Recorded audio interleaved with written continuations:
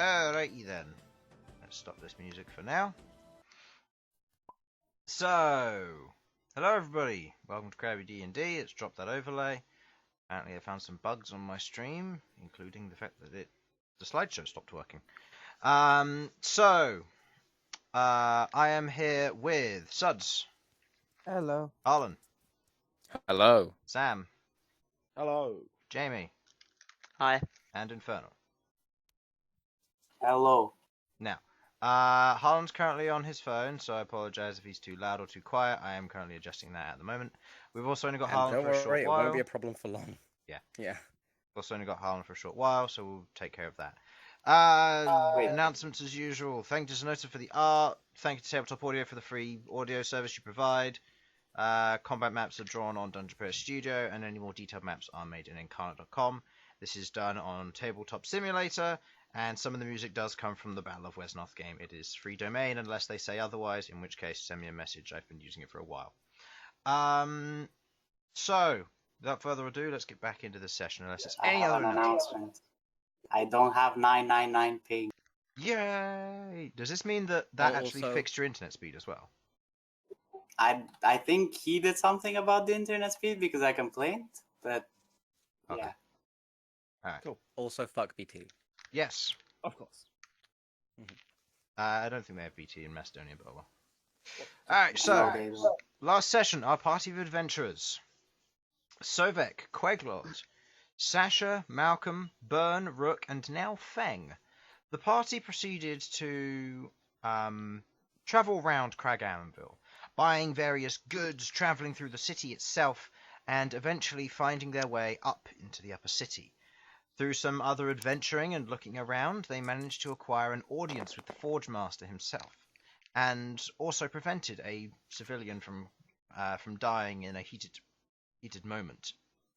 Learning of the Deep Iron Blade, an organization of seemingly assassins or criminal intent, targeting particular individuals, they saved an individual who was targeted, and after being called in to the Forge Master's office, they travelled there.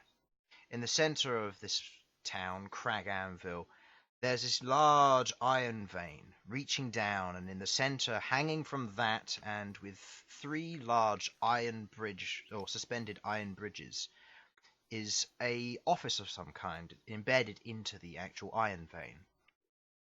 Learning this is the Forge Master's office, they headed inside and were led to the Forge Master himself. Seeing what looked to be a fairly, not a particularly old dwarf. He currently resides there, just sat there with what looks to be a younger Duragar beside him, where she's currently drawing on bits of paper. As he stands, he pulls a pipe from his mouth, his long black beard matted down below his chin, and the slightly sunken eyes as he stands. So you must be the Dawn Seekers then, and you must be Sasha Smashfist. Please take a seat. Within the walled interior of this place, the wooden and carpeted floors, the painted cut stone walls, the stone bookshelves filled with random books, knickknacks, and other trinkets and artifacts, some more notable than others. As you look forward and see this individual, as he invites you to take a seat. I sit. Okay. I assume none of you have an objection to entering? No. Nope. No. Okay. Entering in, you all take your seat as he sits down. He gets into a more comfortable position, bringing his elbows up onto his desk, which seems to be made from a cut stone, as he pulls up a few pieces of paper to his side, pulls out what looks to be a quill, and sets it aside it. Not upright like the other ones, but still looking forward at you all. Well, firstly, greetings. Yes, very much so. Second of all, after you. Of course. I am the Forge Master here in Craganville. You know that already. The name's Nuvema. Nuvema. Nuvema. Mm-hmm. Did it cut out for anyone else there, or was it everyone just quiet? It's just you. Everyone's just quiet. Okay. Fucking Right. Well, it's a pleasure to meet you, Nuvema.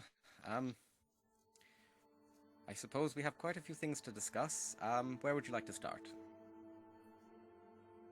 Well, let's see. You've come here, seemingly a random teleportation, which is interesting.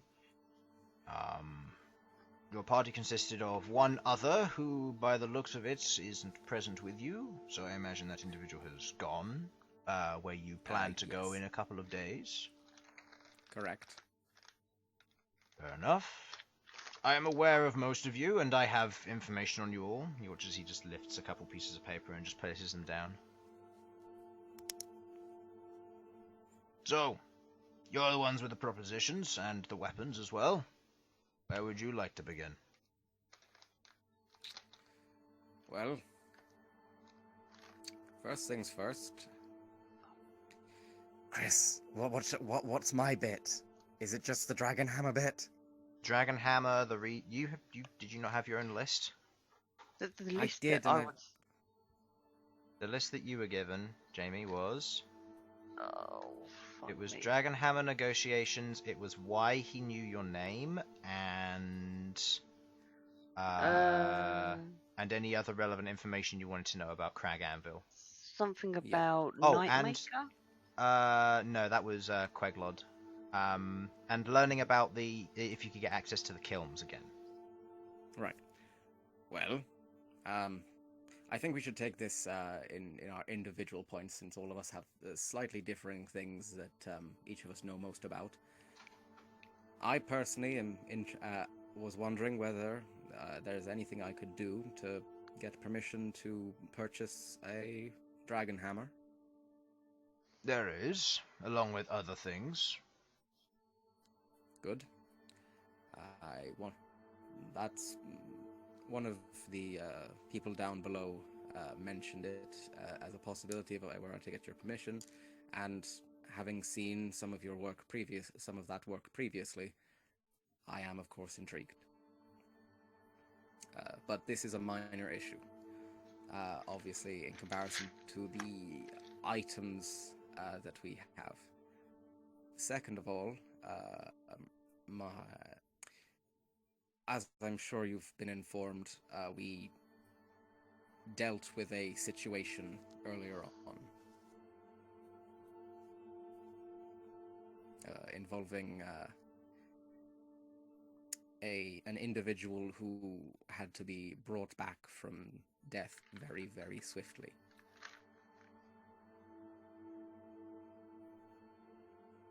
Yes, I am aware of this. I wondered... The guards were not shocked or surprised about it. That suggests that something is going on. I was wondering if there was any information I could ask about that. Sam, if you're watching a video, we can hear it. And it Sam pops up exposed. immediately. Wait, you can hear that? Yeah, we Mm. could. Mhm. It also Okay, that's... it also confirms that you were watching a video while D&D's No, going no, on. no, that's weird. My mic was muted. I apologise. I'm sorry.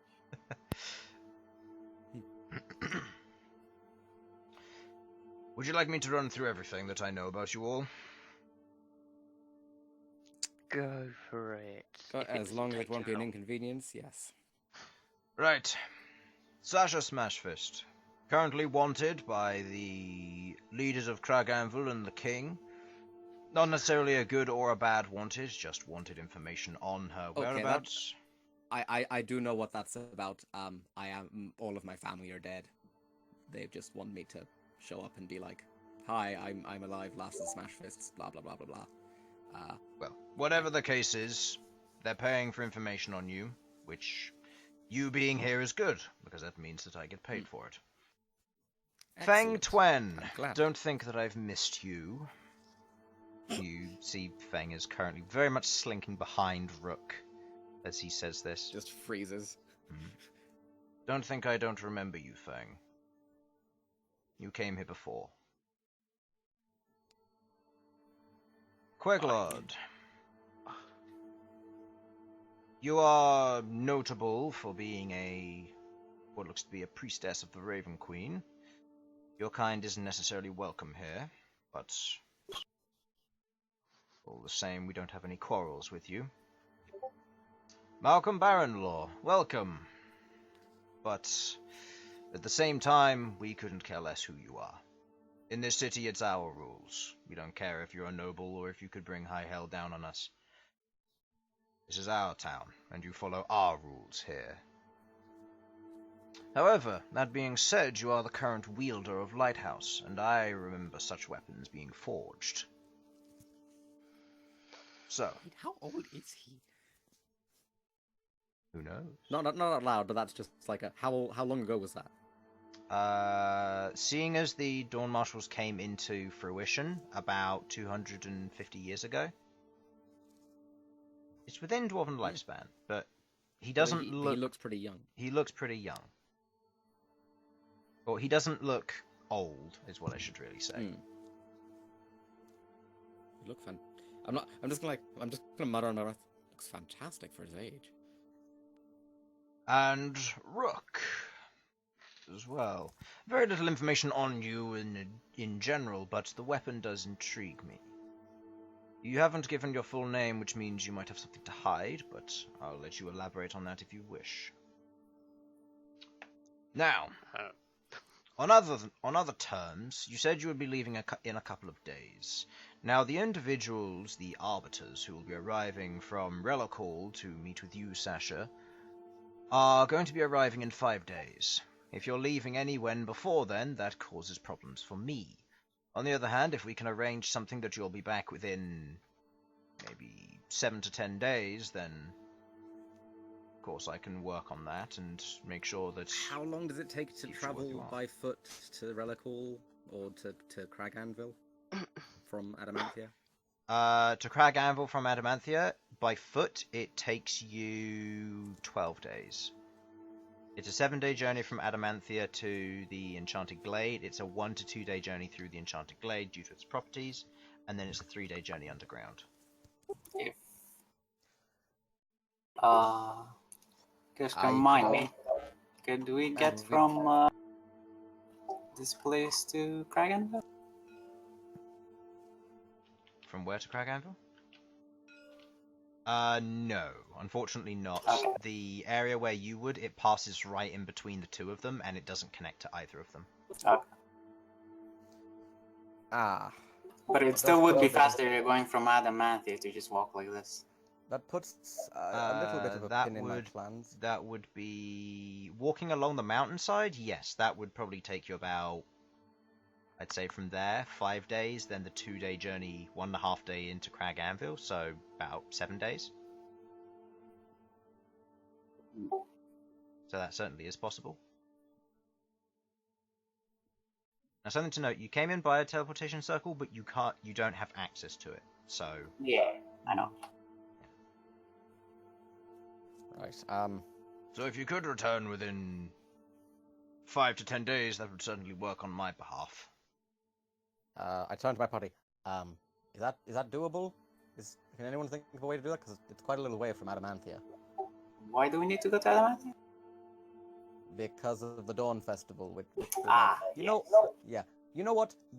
If you want to, you can leave me here and head back yourselves. I'll make my own way back. Well, if the Arbiters of Relic are coming, they're going to be teleporting you to Relic. From there, it's going to be a matter of you're going to be there for 2 to 3 days, if not more. Yeah, that's I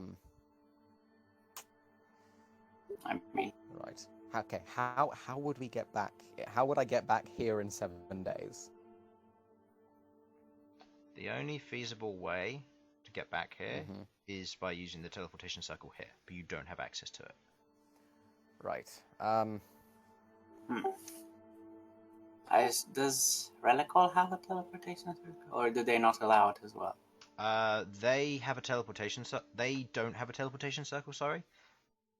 You don't know how they get to and from, but he just mentioned they have a teleportation circle, but they don't from your natural knowledge. So that means if they do, it's under extremely heavy and secretive guard, which means it's military use only. The only option really is if I stay behind here and the rest head back, since there's no reason for me to since there's no way for me to get back here within 7 days feasibly without teleportation, and well, that's not going to happen now, is it? I could give you temporary access to the teleportation circle, but again, that would probably come with part of the bargaining chip. Right. Now, you said you were willing to do work, and there are things which I would like to be completed, and with Fang by your side, I'm sure he'd be willing to undertake such a task. Well, I'm a blacksmith by trade. I am and a fighter. Well, a cleric, but you know what I mean. I've any work that I can do for you, I'm more than happy to. To clarify, I'm trying to get a position where I can be written out of the story for a small period so that I can have a reason for disappearing in like 10 minutes. I mean, Is there anything I could do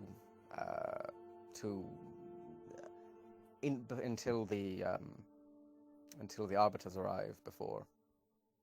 I have a job for all of you in general if you wanted to take it. It would involve you traveling about 2 days into the Underdark. From there, you'd be traveling into a set of curiosities that we discovered. When you say curiosity, what sort? From what I've been told, it is a large dome-like room with a small grassy hill in the center of it. The location itself was surrounded by crystal. The crystal itself blocked all forms of magic, from what we understood. After spending several weeks mining through it, the prospector team that found it traveled inward. A couple minutes in, they said they saw a flash before they were attacked. They got out of there, and since then it's been barricaded up. We've excavated around it and found that it seems to be a singular chamber. But we don't know exactly what it was on the inside.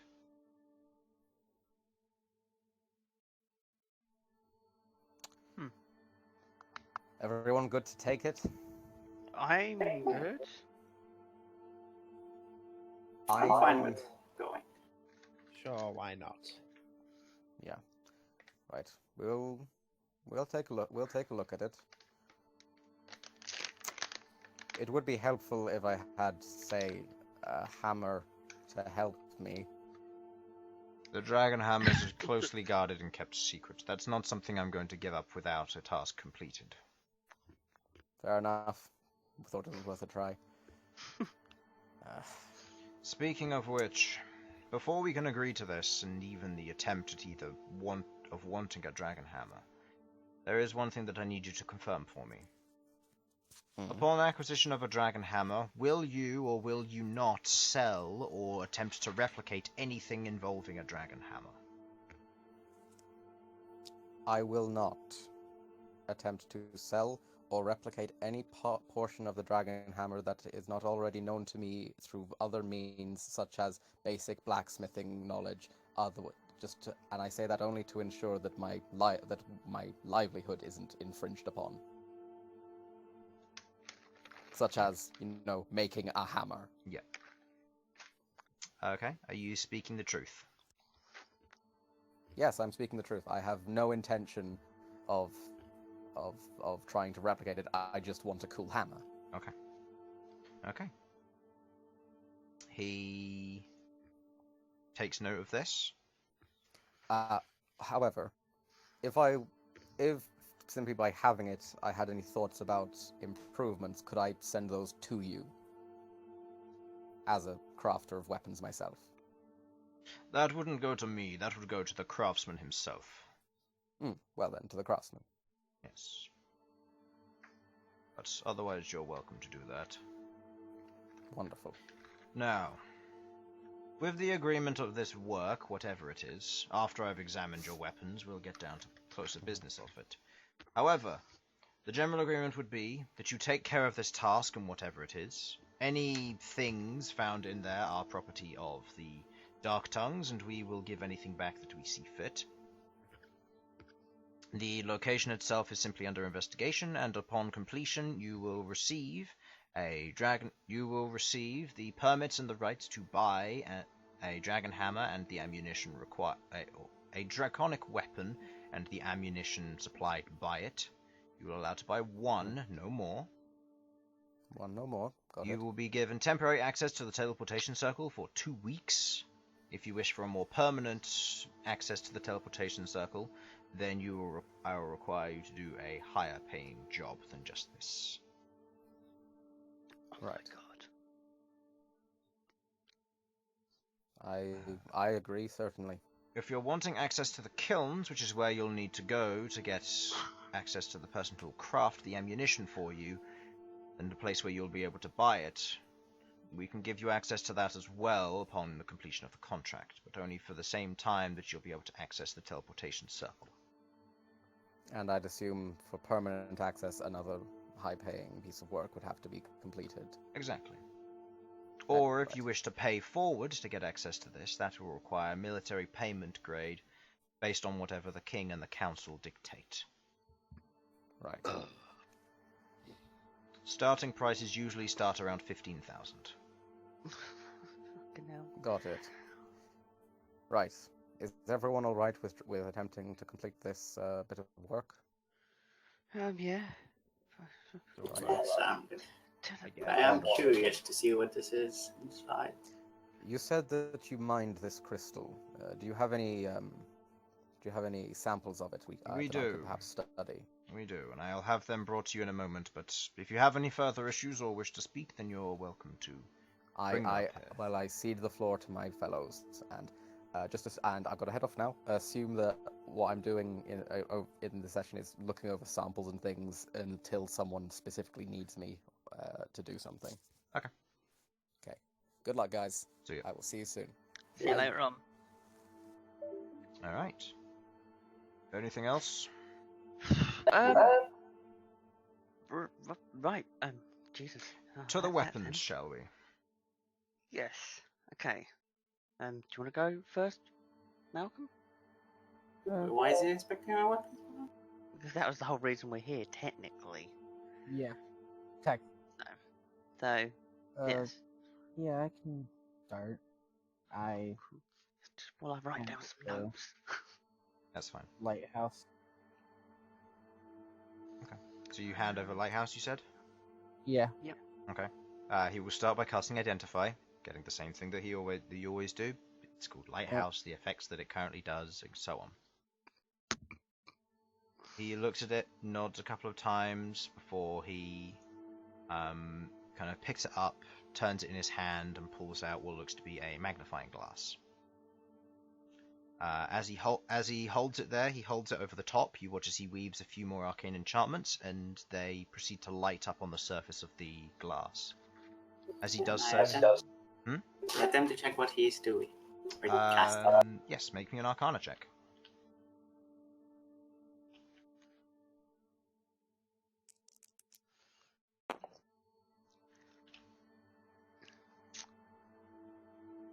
So, Not too great. A 7. okay. You recognize the base component of this being Identify, but it seems to be a more powerful version, and you don't recognize the spell this is being cast at. So, this is potentially something completely new, or you just don't know what it is. As he casts the spell, drawing the symbols, and finishing up the completion of this, let me quickly get up the exact definition of what you'd be receiving from this. He nods a small portion before looking over it and going, "Interesting. From what I can tell, Lighthouse is of high quality is made from high quality material. Average cost starts at 250,000. The abilities of it are powerful, but not yet fully grown. There's still more for it. The achievement of reaching such a level requires more of a personal touch, by the looks of it. Seems to be made from what I understand as some kind of iron-like substance embedded within the wood itself. It was made by a... What's his name? It was made by one Jericho. It looks like an Ambero Smith forged within one of the Divine Forges. 276 years old. Well crafted and attuned to its current wielder.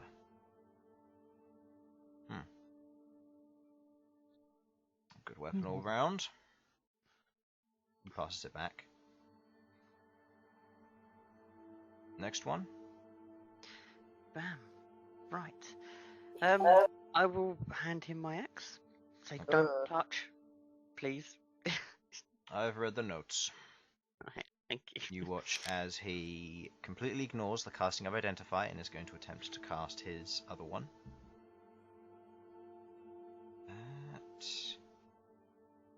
Okay. As he proceeds to cast the spell again, proceeds to try and focus on it.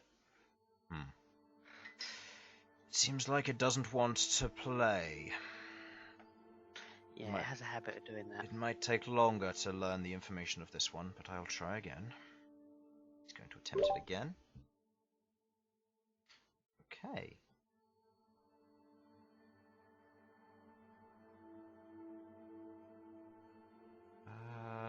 Nope, not enough still.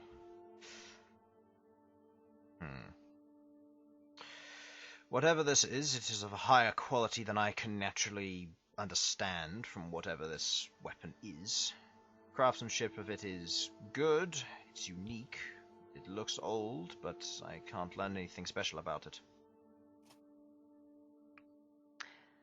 Oh, thank you for trying. Could you take a look at this? I transform it into the spear. The fucking giant spear. Oh, you transform it into a giant spear. Okay. Yes. Okay, the two guards, because you gave them an announcement, do not react. As this giant spear appears, and as you place it down onto the table. What are you wanting me to do? Just identify and give it a look over? Well, inspect it, yes. The second one.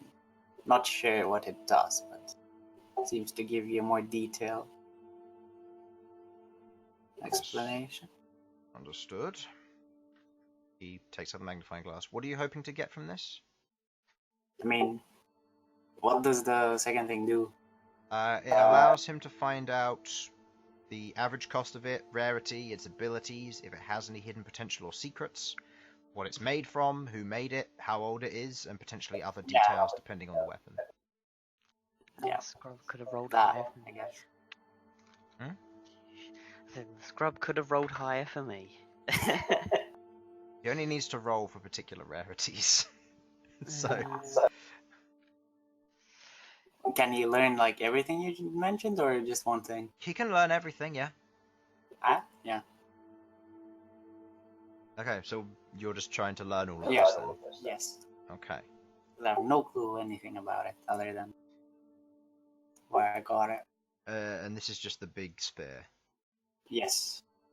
Okay. Get to your character notes.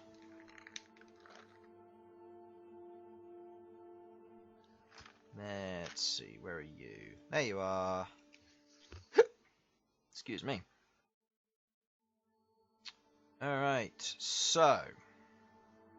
Let's see. I need to make a check. Okay, that would have been a good roll against Rook's weapon. It is a natural 20. Figures. It's the only thing which would have succeeded against your weapon, Rook. Wow. And Right. I roll it for Infernals.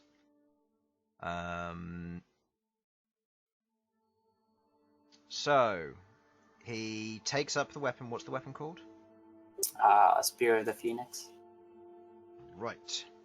Okay. As he takes it up, takes a look at it, and proceeds to cast this spell on it. Seeing it a few times, you get a sense that you could probably learn this spell, Bern. Where or whether you'd be able to learn this kind of spell, you're not sure, or where you'd be able to learn it, but it's a potential spell. I was planning to ask. As you watch, he proceeds to speak aloud. Spear of the Phoenix. Rare quality metal.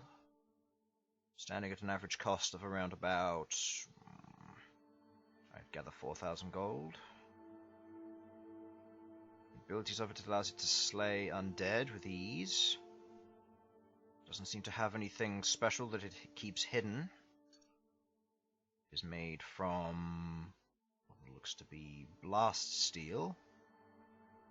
Polished with a gold tint, enchanted in such a way that it maintains its form. Name is in another language. I'll need to look that in a minute. The weapon itself is about 100 years old. That's all there really is to it. I'll see if I can get a handle on the name. Yes, that would be nice, yes.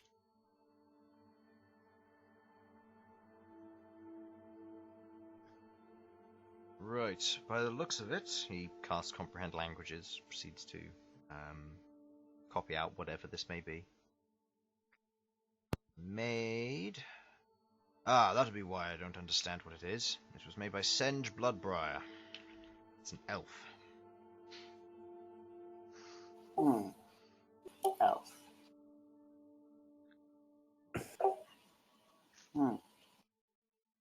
I assume it doesn't tell you from where. No, just the person. Can you spell me the name again? Senge. S-E-N-J, and then Bloodbriar. Can I get the name for again? The lighthouse. A lighthouse. Jericho. You met him. He's the one who Yeah. works at the light forge on top of the Gilded Halls. Yeah, but we didn't know his name was Jericho. We knew his name was Maverick. Ah. Wait, have I got that Yeah. name wrong? Oh, right. That would be why I can't find them. That's Thursday's notes. Oh. Okay, so yes, Maverick. Wow. Maverick Dawn. Sorry. Jericho's the smith. Jericho's the smith working for the organization. Never mind. Yeah, that did kind of sound familiar. I was like, wait a minute, is this in this cafe? Yeah. Sorry, no, that was the wrong campaign. I was like, huh, there's no okay. secret name, huh. I'm just like, oh, he doesn't have Lighthouse on his list. Oh, I better write it down real quick. And say, oh wait, no, wrong campaign. So yes, Maverick Dawn is the one who made it. Dear me. I see. That Thank would also explain why I couldn't find Infernal's character on here. you. Well, that's not a surprise. It just clocked with me now. Alright. Cool.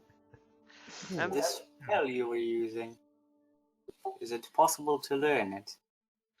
Yes, the individual who you met in town, the one who originally looked at these items. Where? Go and speak to him. So, Danzo. The He's the yeah. owner of the Chained Blades, a magic shop. The guy that Oh, I I wasn't for here my for that. axe.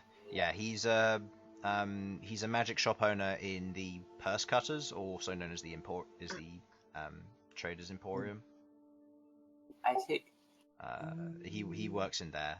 If you're looking for this is a tier 3 magic that you can learn. It goes by the name of Appraise. It's useful for finding various things out about magical items and other bits and pieces. It can be cast over a longer period of time to prevent the use of actual spell magic, but it often fails when you do. I see. Thank you. Cool. And are we allowed to buy items from that shop? Yes, of course. It is choice what price he puts it at. I believe his base price was about 400 gold for that thing, or for that casting spell, but I don't see why not. I see. Thank you. Excellent. Then I have one more request to make. My friend Queglod would like you to check over Nightmaker in regards to the gems and what work on it. He takes Nightmaker, casts a praise.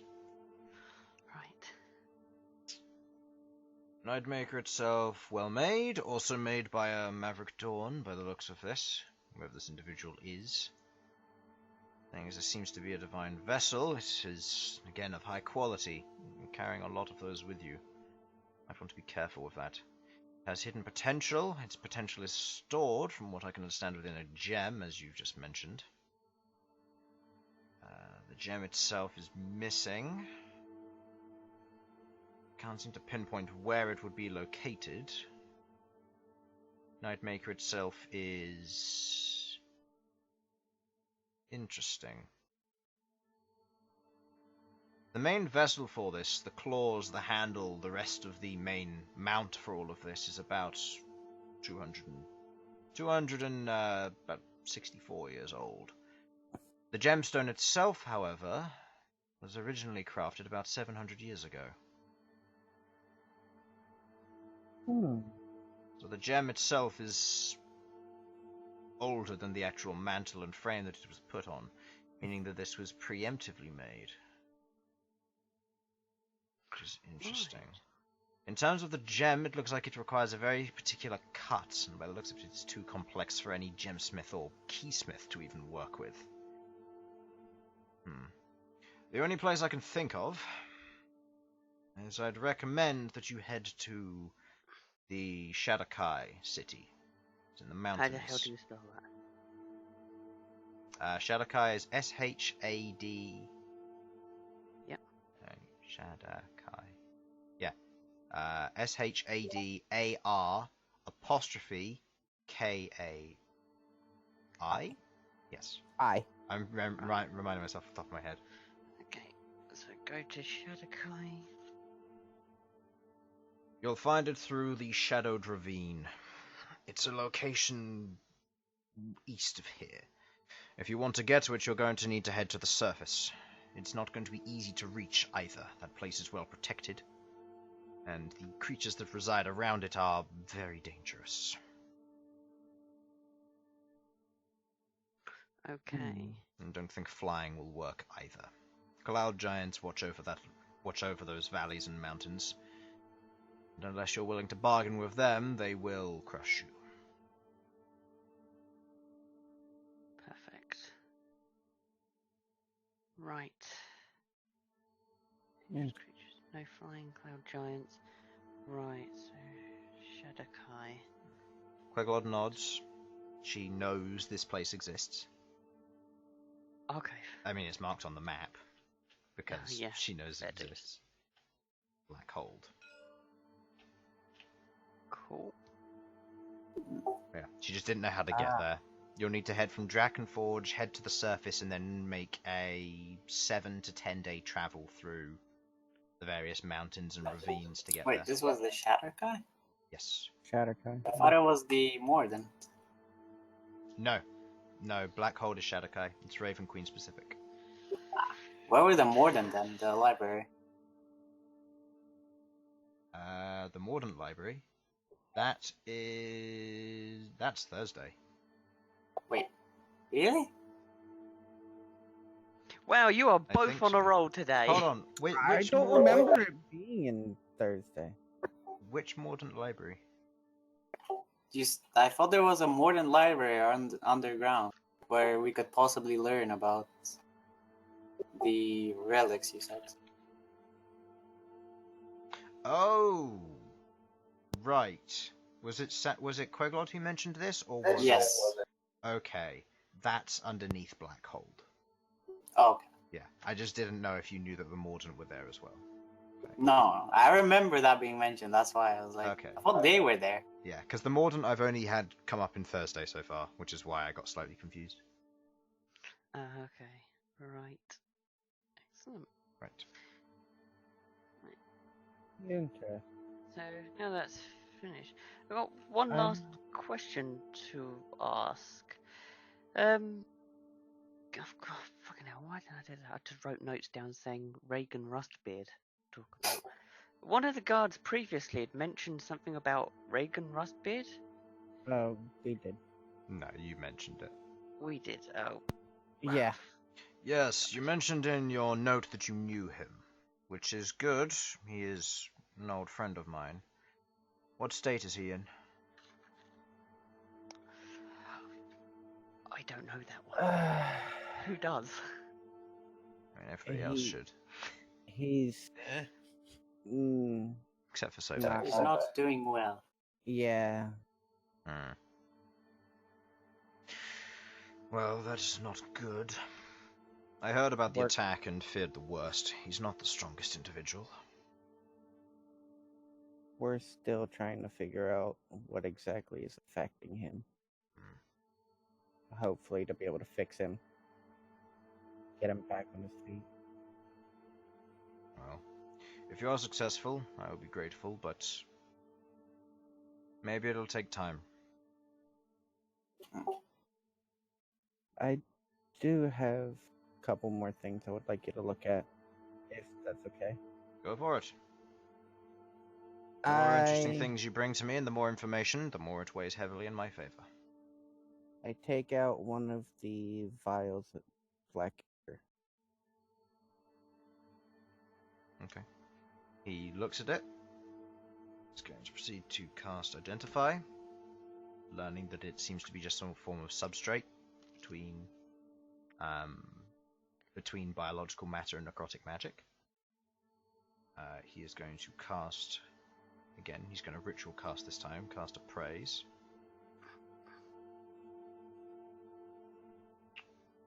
Worth nothing, no rarity to it. Can be used when crafting various abominations and constructs made from flesh, acting as an adhesive, holding it together and allowing it to regenerate over the course of time.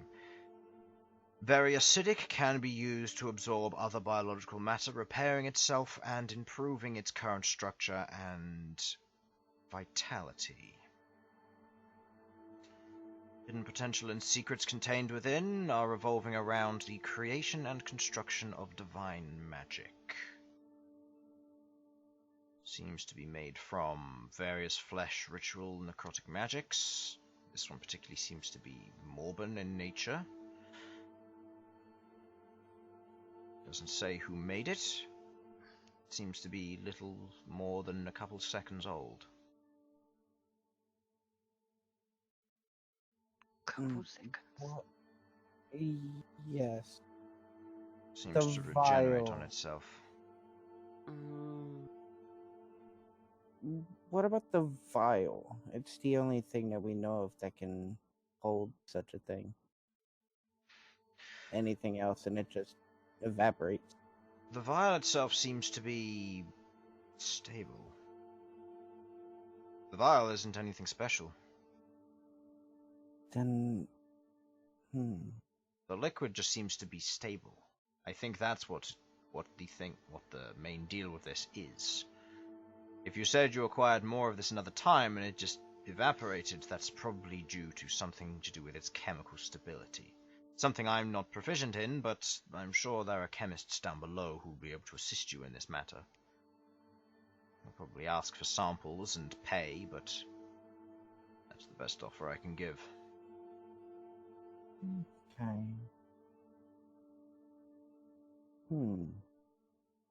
Interesting. And then I hand over the lighthouse gem itself. Okay. Basic crystal contains the daylight spell. Can be used once per day at dawn. Fitting.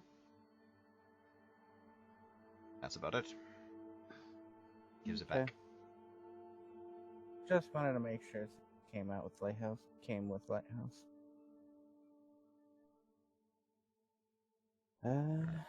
That's all the stuff I got. Right. Apparently the guards mentioned. This is where I got confused. The guards mentioned that the Dawn Marshals appeared at your thing in a big way. Your teleport circle in a big way.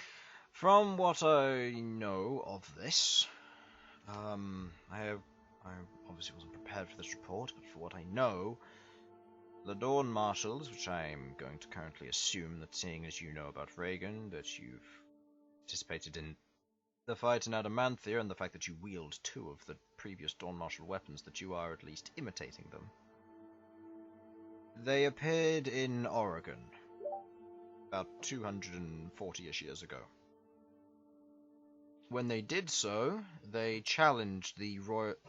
When the Emperor asked who they were, and they claimed that they needed the forces to fight Gringar back in those days, the Emperor turned them down, so they challenged his royal guard.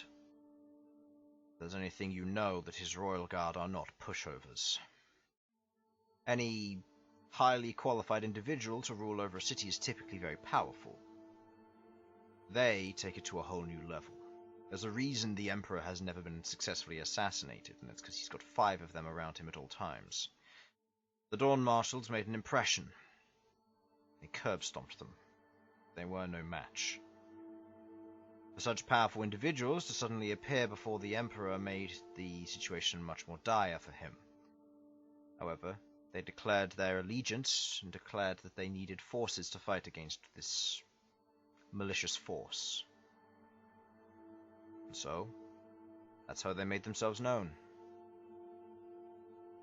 Right. Okay. Thank you. Then that is Just as pretty much Just all as a general note from a meta perspective, from what you guys already know, the higher individuals within any given city typically range from level 12 to level 16. With some of the other Royal Guard contenders, such as Algair, breaching that and going up to 17th or even 18th level. Oh no. The Royal Guards are anywhere from 17th to 19th level, We can take. So, and there's 5 of them around the king at all times. So they were probably level 20, all of them. Or high. so with that being said, I was wondering, why would it be known to you guys if more Dawn Marshals were chosen? Because One they of the- challenged the Emperor. The allegiance would be called again, and all the factions would be called to the aid of the Dawn Marshals where needed. Oh fuck! Challenge the Emperor. Oh God! Great. So we got to do that again. Okay. You don't have to do that. What you could do is not do that and be sensible people. I mean, true. Sovak, the voice of reason. Yeah. You don't, Yeah. you don't have to do the same thing all over again, is what I'm saying. But wouldn't it be more fun? I got me. It does sound like Hey, fun. I'm not part of that shit. I'm just. But apparently my grandson is, and he's a bit of a prick. Tis true. Right. Right. Okay. Well, this has been insightful. Not so much about my axe, but everything else. If you're looking for more information regarding your axe, I'd recommend that you get someone who can do some form of higher level casting. Right. Do They you have any recommendations? 3rd tier, correct? Hmm? You said yours was 3rd tier. Yes, his is 3rd tier. He can do up to 4th tier magic. Hmm. I can go up to 6th, I believe. Yes. Would that be enough? 6th should be access to 5th. You're Yeah, level we 9. don't- Yeah. Level 10, sorry. Yeah. Oh, sorry. Yeah. 5th. 5th tier would be definitely possible. Using teleportation circles, you've obviously got that skill. There are very few here who can actually do that kind of thing. The only one that I can think of, he's currently busy. He's been called to Magma Reach because they're making war machines for the war effort. If you want more work and you want to earn my favor, speak to him. He's one that'll get you anything that you need inside of this city. What's He's his name? technically the one who'll be in charge of Forge Master, either once I die, if he's still living, or if he has a successor. Okay.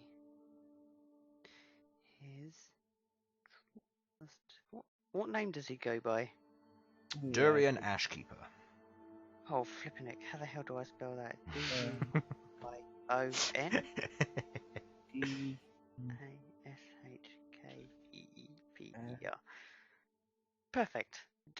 Durian is in D-U-R-I-A-N. Ah, I put I-O-N. I was so close. Dorian. Durian Ashkeeper. Yeah, who is he? Oh, he's the. It's the guy that... He's the guy who, if the Forge Master didn't currently exist, he'd be the current Forge Master. He's technically more successful than I am, but I have birthright, so. Right. Perfect. Okay. The Ashkeeper is much like your friend Sasha here, a lost line. Something. He is one and few in between. Lost lines typically have powerful members live and survive, thus meaning that they are highly sought after, giving a nod to Sasha. Well, that'll go to his ego. Nice. Okay, has anyone got anything else they want to cover? I was gonna ask. Are there storm elementals in these mountains? If you go above the mountains, sure, but for that you need to go to Dragonforge. This is the wrong place to reach the surface. No, I'm just asking if there are. There are. You'll need to head further into the Irontop Mountains. Which ones are there? That you're in them currently. Oh, You okay. just need to head to the surface and go to some of the higher peaks. Oh, I'm fucking blind. I can see Yeah. the giant fucking letters. Yeah, right there. I don't know what you're talking about. It's right there. Storm elemental. Why do you want Alright. storm elemental? I assume there's nothing about any specifically powerful one. Powerful storm elementals. Yes. More than normal. If you're referring to some of the creatures of old that still reside here, those kinds of creatures haven't been sighted in thousands of years. I meant storm element, not other creatures. Sorry. Do they have a leader or someone that they look up to? Other than the storm giants, not really. The storm giant? Storm elementals are few and far between. They typically clash for territory, but keep themselves very distant from cloud giants. The storm giant. Ah, storm giants. They, on the other hand, they're further north from here. You'll want to head closer towards Oregon.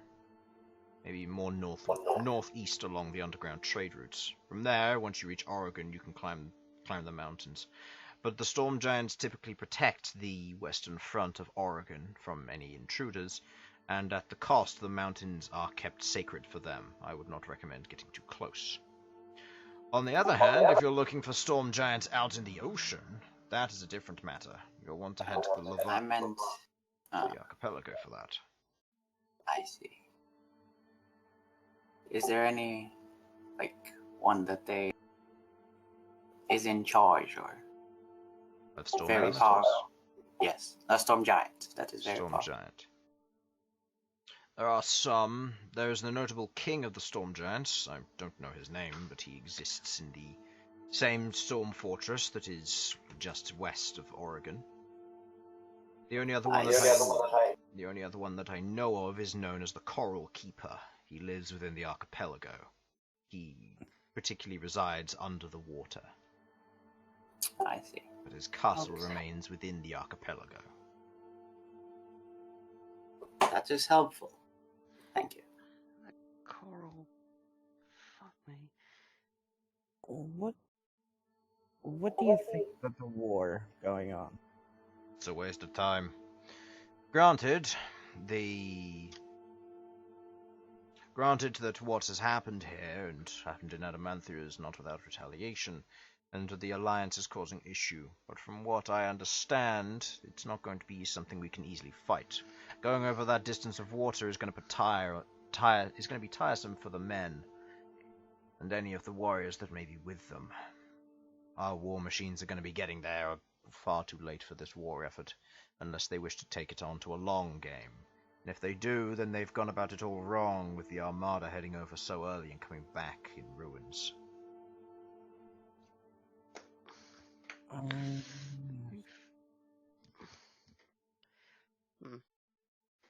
Hmm.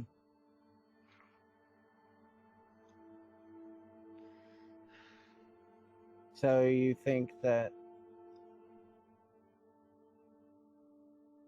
Do you think that it's either going to be a loss for this side or? It's hard to say. They've lost much, but we've probably lost more with the Armada being taken down. If it's a war of attrition, we'll ultimately win. The Alliance is very divided, and with them still being attacked from the undead front on the western side, we don't need to worry about any of those forces coming over. But again, I don't get involved in the particular war politics. I'm given orders on what to build, and I send the appropriate individuals to Magma Reach. We stay mostly out of it. But the king and the council are involved. They handle it. Warriors come from Drakenforge, craftsmen come from here and are sent to Magma Reach. From there, the war machines are moved out to Relical and then moved to the warfront. Okay. Anyway. So...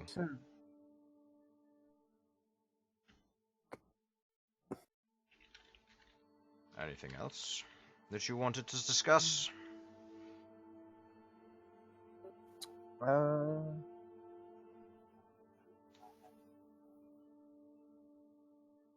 I have something minor I wish to ask, but I don't think. I'm not too sure about most things about it, but do you know why red tieflings are hated a lot?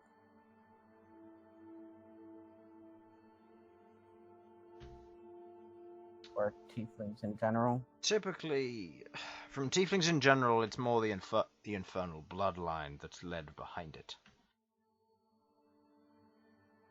Certain tieflings are more dangerous than others. White tieflings, for example, are the most dangerous, as they can't be trusted. Black tieflings, same kind of deal. They also can't be trusted the most. Red, they follow shortly after, with the easiest to trust being either the green or the orange ones. They act kind of similar to chromatic dragons in that same respect. They can't be trusted in many different ways. The only reason the white knights and those in the north can be trusted is, well, the dragon knights aren't an issue, and they've pledged their allegiance for hundreds of years. But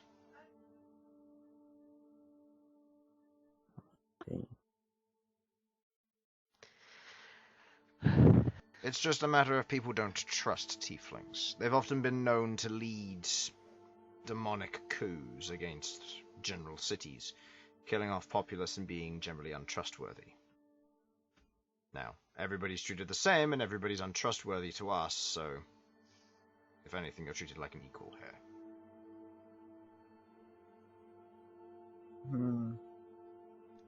Well, it's good to finally get some information about that. I've gone to several different places within the Empire and have been treated differently in each one. I'm just glad that this time I'm not tied to a bed for several days. If you're looking to be respected, there's not really much I can say other than to be, how should I put it, happy about any greetings you make. Make yourself more presentable and smile more. See. Well, As it currently is, your name is flashy, but it means jack all here. I don't really use that name very often as I'm just now getting into it. It hasn't been too long since I found out my last name. Well, whatever the case, people won't trust you, and that's something you're going to have to live with. If you want people to trust you, you need to make a positive impact from the beginning. I see. I guess that's why I'm treated better in Adamantia as for helping fight back the attack. There you are. Well, I guess we don't have anything else to do. I have nothing else. So. Fine as well. So, Do you want no questions. I forgot about you. Hey! Not have To be fair, you've been quiet for over an hour, Sam. Yeah, I know. Sovak has nothing to contribute. Well, he's not going to say, I'm definitely not an undead. No, I'm- I'm not going to say that random voice in the sky. Because Sovak, are you I sure am you an don't undead, and that means that people would notice. Sovak, do you not want your glasses inspected? Well, Oh my god! exactly what they do. Why are you like this? Oh, I'm only joking. I'll throw you over there and make it easier for you. I want to see you try, devil boy. Okay. He's not. I'm He's not pretty Devil Boy, sure. He's the Minotaur. Oh, Yeah. well one. Ah, you got horns, you're all the same to me. Oh, that is horn racism. Yeah, And it is. yet, How dare you? That's like comparing me to you. I mean, clearly my horns are much more splendid. Oh, Much more splendid. See, maybe. Just stand side by side, both of you. I squat His are down on the bigger, floor. but bigger doesn't necessarily mean better. Oh. We're doing all of this in front of the Forge Master. Those ones are better for goring. Those ones are better for just annoying the fuck out of you. Oh, God. I'm going to stand up and apologise. This for is that. what we deal with on a daily basis. I am terribly sorry. I know I'm not necessarily making an elves look any better in this town. City, whatever. I don't know anymore. But still. Alright, so shall we get started on this job that we have? Yes. Yeah. Yeah. Okay. The relevant information is brought to you. Sasha and Queglod proceed to look it over. The information they managed to gather is that the crystal seems to be of a anti-magic nature. Perfect. The crystal itself imbues anti-magic, preventing magic from working, yet it gives off a magical scent. In other words, you can hold it and it's magical, but the moment you go to cast any spells on it, it fails. Huh. All spells? All spells. Cast any form of spell on this and it will fail. It also doesn't seem to work with natural enchantments, meaning that any enchanted weapons that you try and strike this with, they will lose their enchantment temporarily. Can I ask What the is- Forge Master what he plans to use it for? I have no plan to use it at all. The only thing is that it was between us and whatever was in there. Are the bits still imitating the magic? Yes, they are. I see. What if magic was cast near it, but not directly at it? It's fine. Okay. Did the guards try and use any magic inside of it? The prospectors who went down there weren't particularly skilled in magic. The closest they are is identifying items in various ores. That's the most they can manage. See, so they don't know if magic is locked inside. No, they have no idea. If you What don't have a use for it, could we take some of it then? I was going to say I'll that. say you can harvest your own samples when you're there. I see. Thank you. It's a large dome ranging about 120 feet in width. So there'll be plenty of it. So, thank you for that information and allowing us to take some.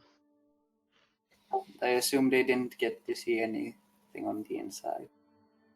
As I said, it was a grassy hill.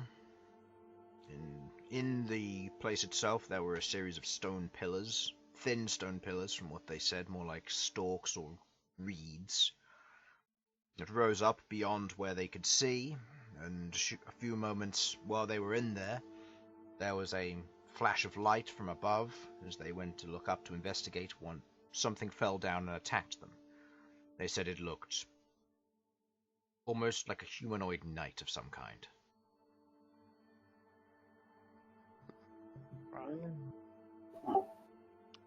Back in a sec. Any idea what we could be up against? Does it Guys? sound like anything that I would have heard of before? Let's see, would anybody have faced something similar to these? If it's underground, maybe? If it's underground, the only person who would potentially know about this, I'm going to say Bern, you get this with disadvantage. Nobody else would know anything about these. And the only other person who will get to roll this is Feng. I can't wait to get my hands on Feng. What kind of check is this? This will be a...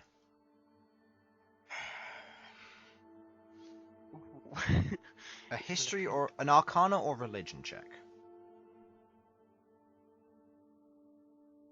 Feng, that's not high That enough.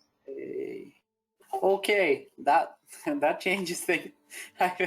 The skills that I copied on my overlay page are all 0. I should probably. I'll fix that later. Yeah. Alright, that's +6 for religion, so 12. Okay.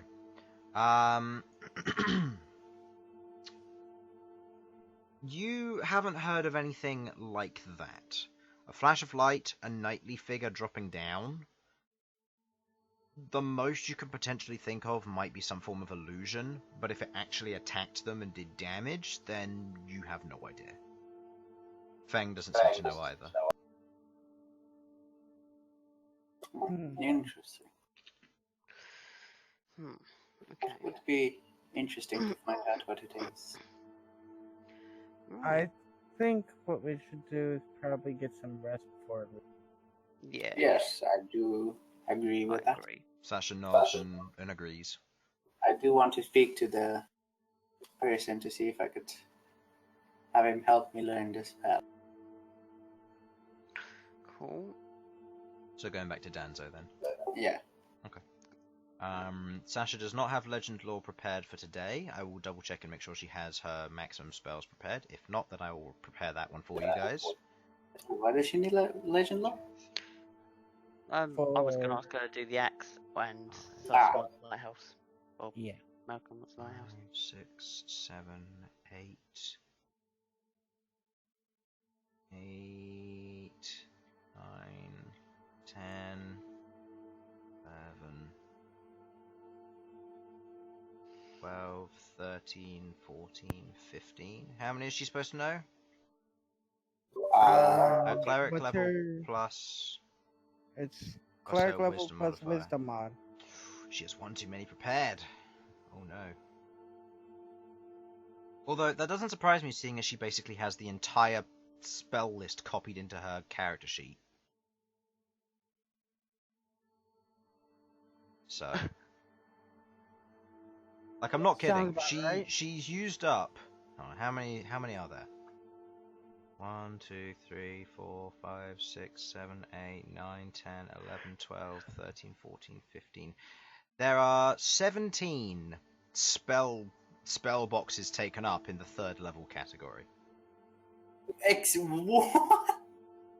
What is going on with that character sheet? Is this Sasha? This is Sasha. I've noticed some people do just like to have all the spells their character could possibly know in their character sheet. Well, not That's what necessarily they all of them, but the ones that they want to use a lot. Well, yeah, they have them in the character sheet ready for, because you can clerics change them over as a Prepare long and rest prepare them per over level. a long rest. Yeah. So with spells that you could prepare, they put them in. Yeah. That's why they tend to have a lot. And I know some people that just put in all their spells that their character could possibly have. Yeah. I do Just something put it in. similar when I played Aisha, but obviously she was limited a bit more. He hasn't done that as much for 4th and 5th level. It's just 3rd level, which has gone bonkers with. Well, I think it's because he casts the most 3rd level spells. Yeah. Anyway.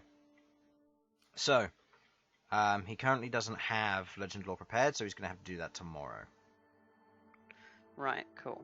Which means that if you don't end up running into combat or anything, if you are going into the Underdark to take care of this. Cool. Okay. Right. Other information that you are given, which I will say Queglod and Fang receive,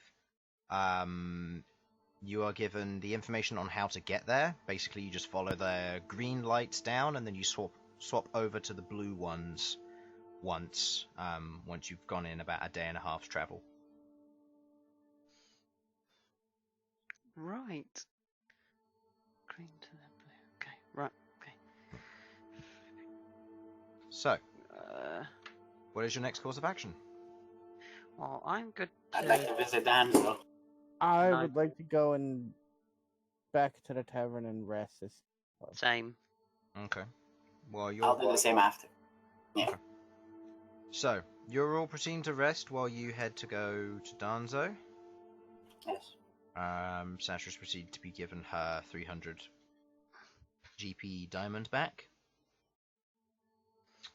I'll just add that in now. Does she have those listed? Not easily accessible, so let's add a 300 GP diamond in. Diamond, 1, wait, nothing. 300 GP. Alright, done. Alright, so. Bern. As you head to meet up with Danzo once again, heading back below and proceeding to travel into the purse cutters.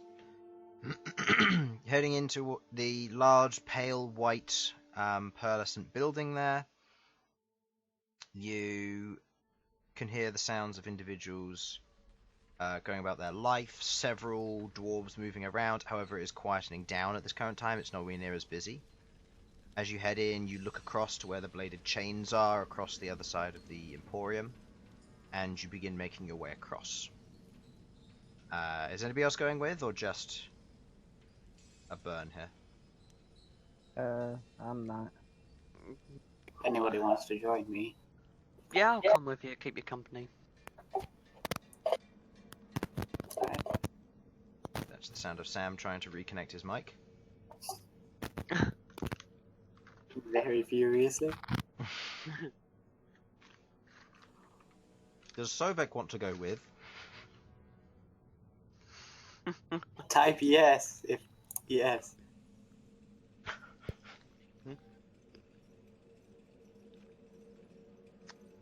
I'll take that as a no.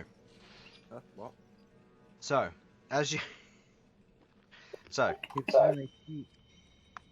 head back towards Danzo's shop, entering back into the interior, you can see the iron golem at the back there, standing there, still inanimate, waiting for all this to occur, for anything unexpected to occur. You can see the shelves on either side containing boxes, books, tomes, and scroll racks. As you look around this place, you can see fed within magic, same as you could before. and you see Danzo, the drow there, currently stroking what looks to be the fine cut beard and slicked back hair with a little bit of silver and black mixed in, as he's there with his reading glasses and just looks up and goes, "Ah, you've come back. Yes, hello. Welcome back." Well, I wasn't really here last time. Spacing out.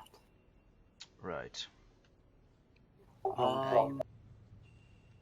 Yes, I was told by the Forge Master you had the appraisal spell. Yes, I do.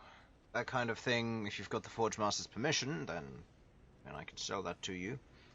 Average cost is about 425 gold pieces. That is doable, yes. This is to learn it, correct? This is for me to give you a spell scroll. From there, you learn it. Yes. I was just making sure. That seems doable, yes. Alright then. I'll go for 42 platinum, yes. 42 platinum and 5 gold. Yep. Alright, there you go. That's the appraise spell.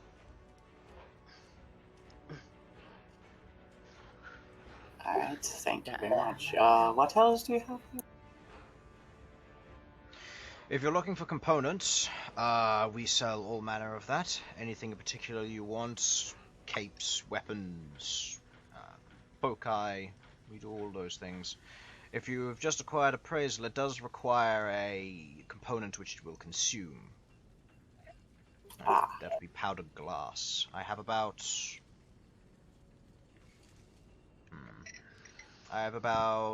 400 GPs worth in stock.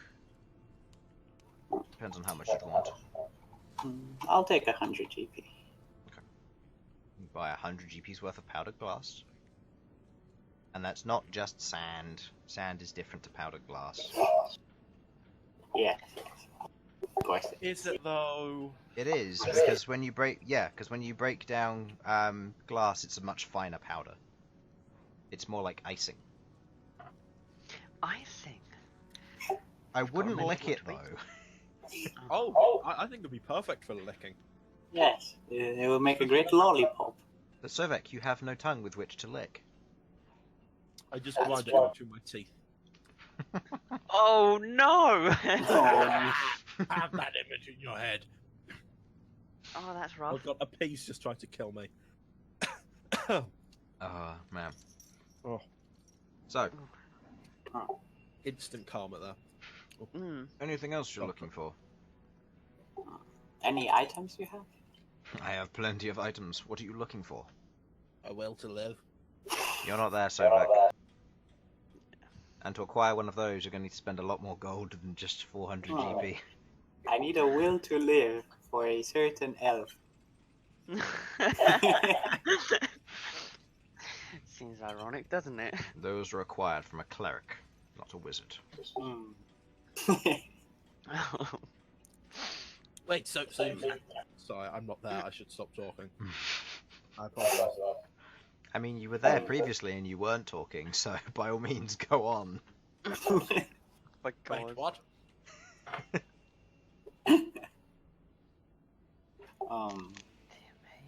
I have. I'm not really looking for anything more. Seeing what you have. That would interest me. Oh, that's very vague. Not really much to work on. Is there anything you want a new thing of? Boots, cloak, hat, gloves, weapon. I have most of them. Don't want to use a helmet as my already gorgeous mustaches up here. I see. You seem to have a very nice facial hair yourself. I do, thank you.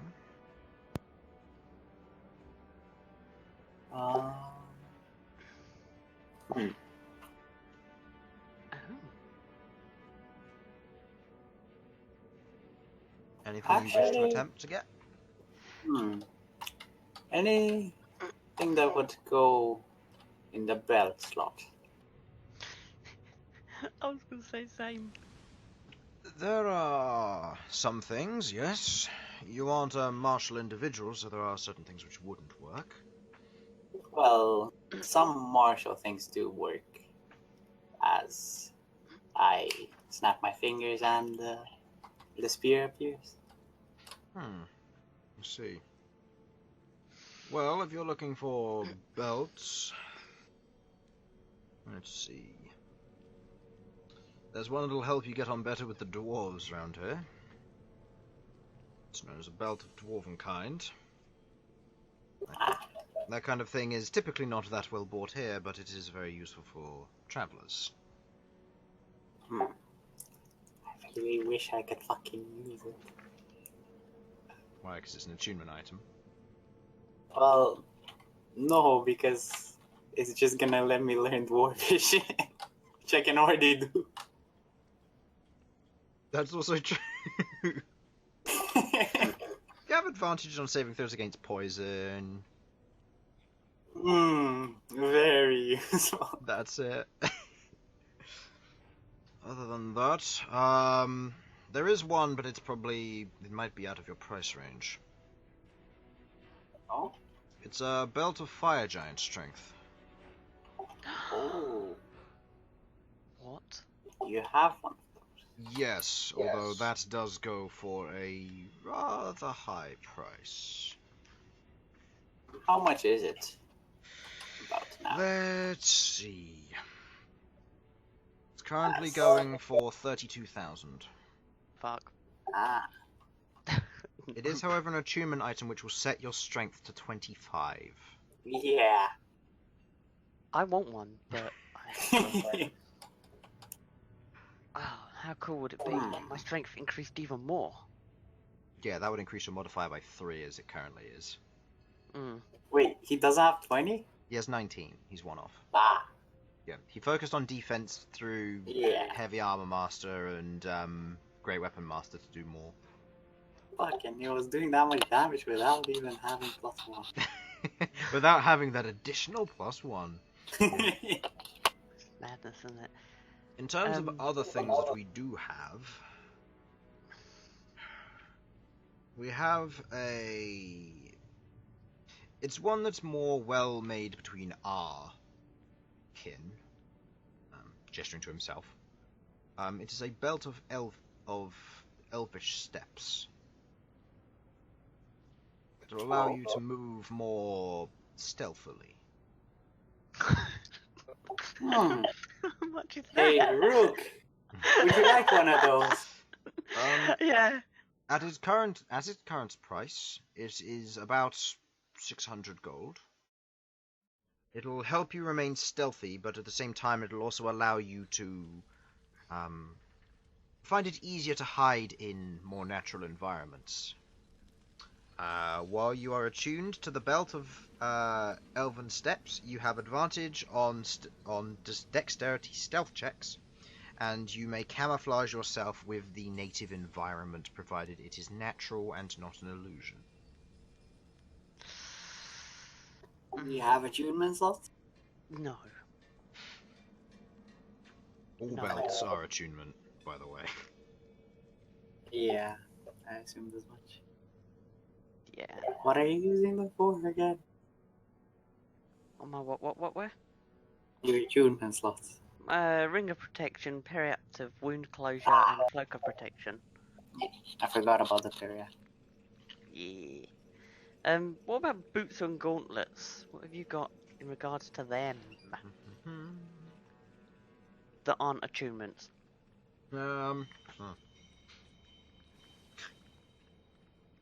I don't think he has any that. There are the boots of elven kind.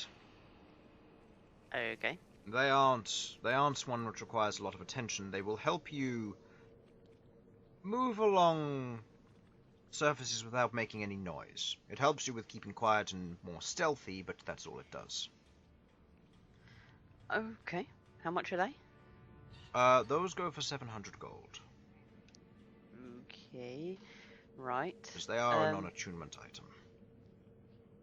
Yeah, that's cool. I don't think there What are about any other- gauntlets? Gauntlets, braces-wise, there are none, which aren't attunement. Gauntlets...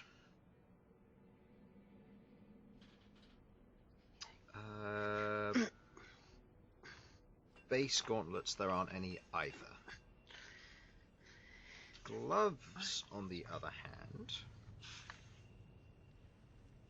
I believe there's a set of gloves which aren't attunement. Nope, that's stand corrected. They are attunement. Never mind. Okay, saving throws. Where's my ring of... bear with me.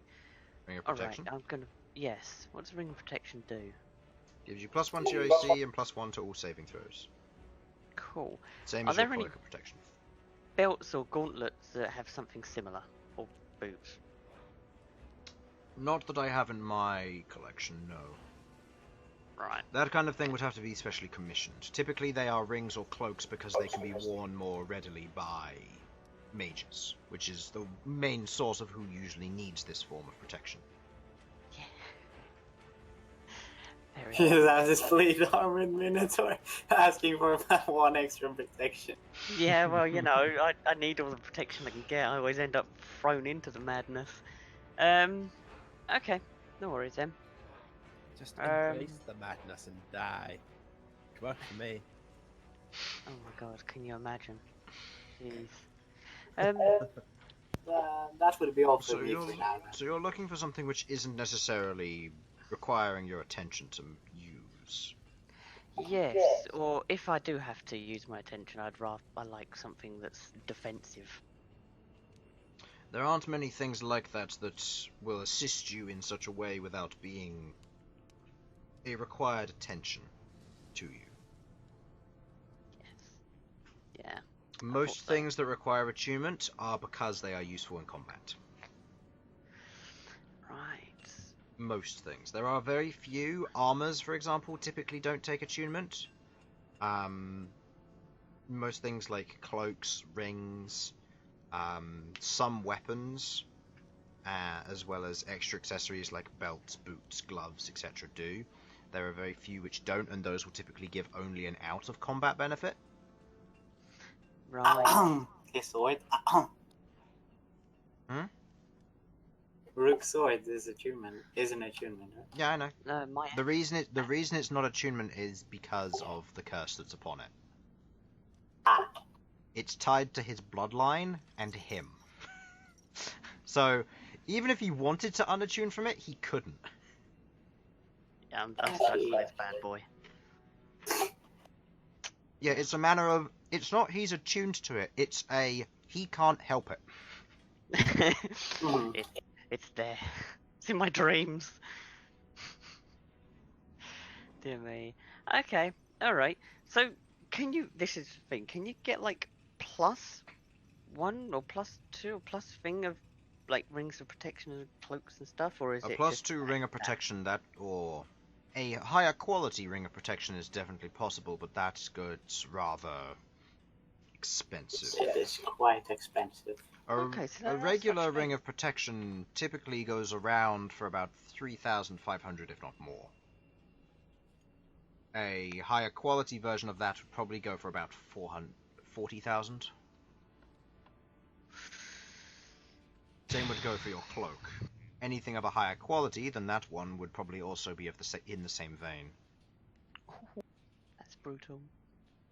Okay. Yeah, alright. +1 stuff is still expensive, but getting higher than that is even more so. Especially when it's applying to armor rather than attacks. Right. Alright, have you got anything that's plus strength? Other than that belt of fire giant strength, not really, no. Okay. Of course. Of course. Okay. Righty. Would that be all then, Rook? That is it, yeah. Alright. Well, if we do need anything else, we all... We all... I assume we used up the teleportation resources. I think we've got chalk still, haven't we? I mean, you got 100, and you used 25 of it, and then Gact went and bought his own to go home, so you have 75 Oh, GP okay. worth left. Okay. I didn't know he wanted to buy his own. Because I thought we split it. No, he went to buy his own because I had you guys basically take it back, seeing as it's your resources. Okay.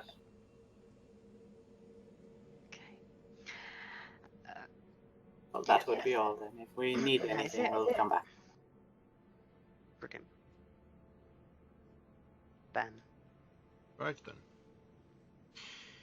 In such a case, take care, and if you want anything else, please come back. Will do. Alright, as you bought something, you get a lollipop. Oh yeah, I forgot about that. Yeah, you get a lollipop when you buy stuff. What flavor, Ollie? Oh god. Roll me a d8. Wants to know everything about lollies. That's a d20, not a d8, Infernal. Anything They're red, okay? That's a 6. That one is... Okay. Reading the labeling on the outside, it is aboleth flavor. What flavor? Aboleth flavor. Okay. What? Would like to You guys ask haven't you read where your you got lollipops it. yet. To be honest, I haven't even got it down my What does lollipop. an apple even taste like? I would like to find out. Okay. Popping it in your mouth, it has a vague sea taste to it, more of a briny flavour. It brings back traumatic memories of your food coma you had. But it seems to be more of a blueberry flavour. Excellent. I think it's a special name more than anything. Yeah. Right. Cool. Cool. Right. Well, I guess that's that then. We should go to sleep now. But not here. Hopefully, we'll go to the tavern. Yes. Collapses in the guy's store. Hey, get out! Like, thanks for the lollipop. Just on the floor, curls up. Like, Made me very sleepy. Oh, man. So, A great way to kidnap people. lollipops. Oh, you bought something. Here, have a lollipop. Oh, well, now you're mine. Sounds kind of dodgy, doesn't it? He's a child snatcher, but he's the adventurer snatcher. You brought some stuff here. Have some candy. Oh no. Next, aren't we? stop ruining my NPCs. Well, you make it quite easy. At least you haven't made anyone like me have their name turned into anus, so. That's true. I have made that mistake. You look at a name and go, yeah, that works, and then you say it out loud. That's for the first time. Oh no. Alright, Ooh. so, as you guys proceed to get to your rest, is there anything you'd like to do before you sleep? Clean my teeth. I will learn the spell if possible. Okay. Go ahead, roll me a d20.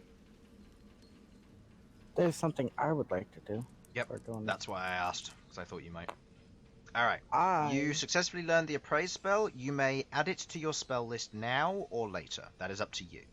Rolling too low would have just meant that you had to spend 8 hours learning it in a manner of preparing it. Otherwise, it would just go in your potential spell list later down the line. Oh, when you've got some free time, I might have to hound you to do that. Try it. See it. Yes, when we're not going in combat, yes. Yeah, that's probably for the best. Now, obviously, you know the nature of it, so obviously if you ritual cast it, obviously there's that No, negative I was with that. fifth level spell. That's fine. Oh, I see. Yeah, Alright, that was the plan for it. so, what were you going to do, Malcolm? I was gonna use scrying. Okay, I am going to scry on Kazrin. okay. On who, sorry? Kazrin.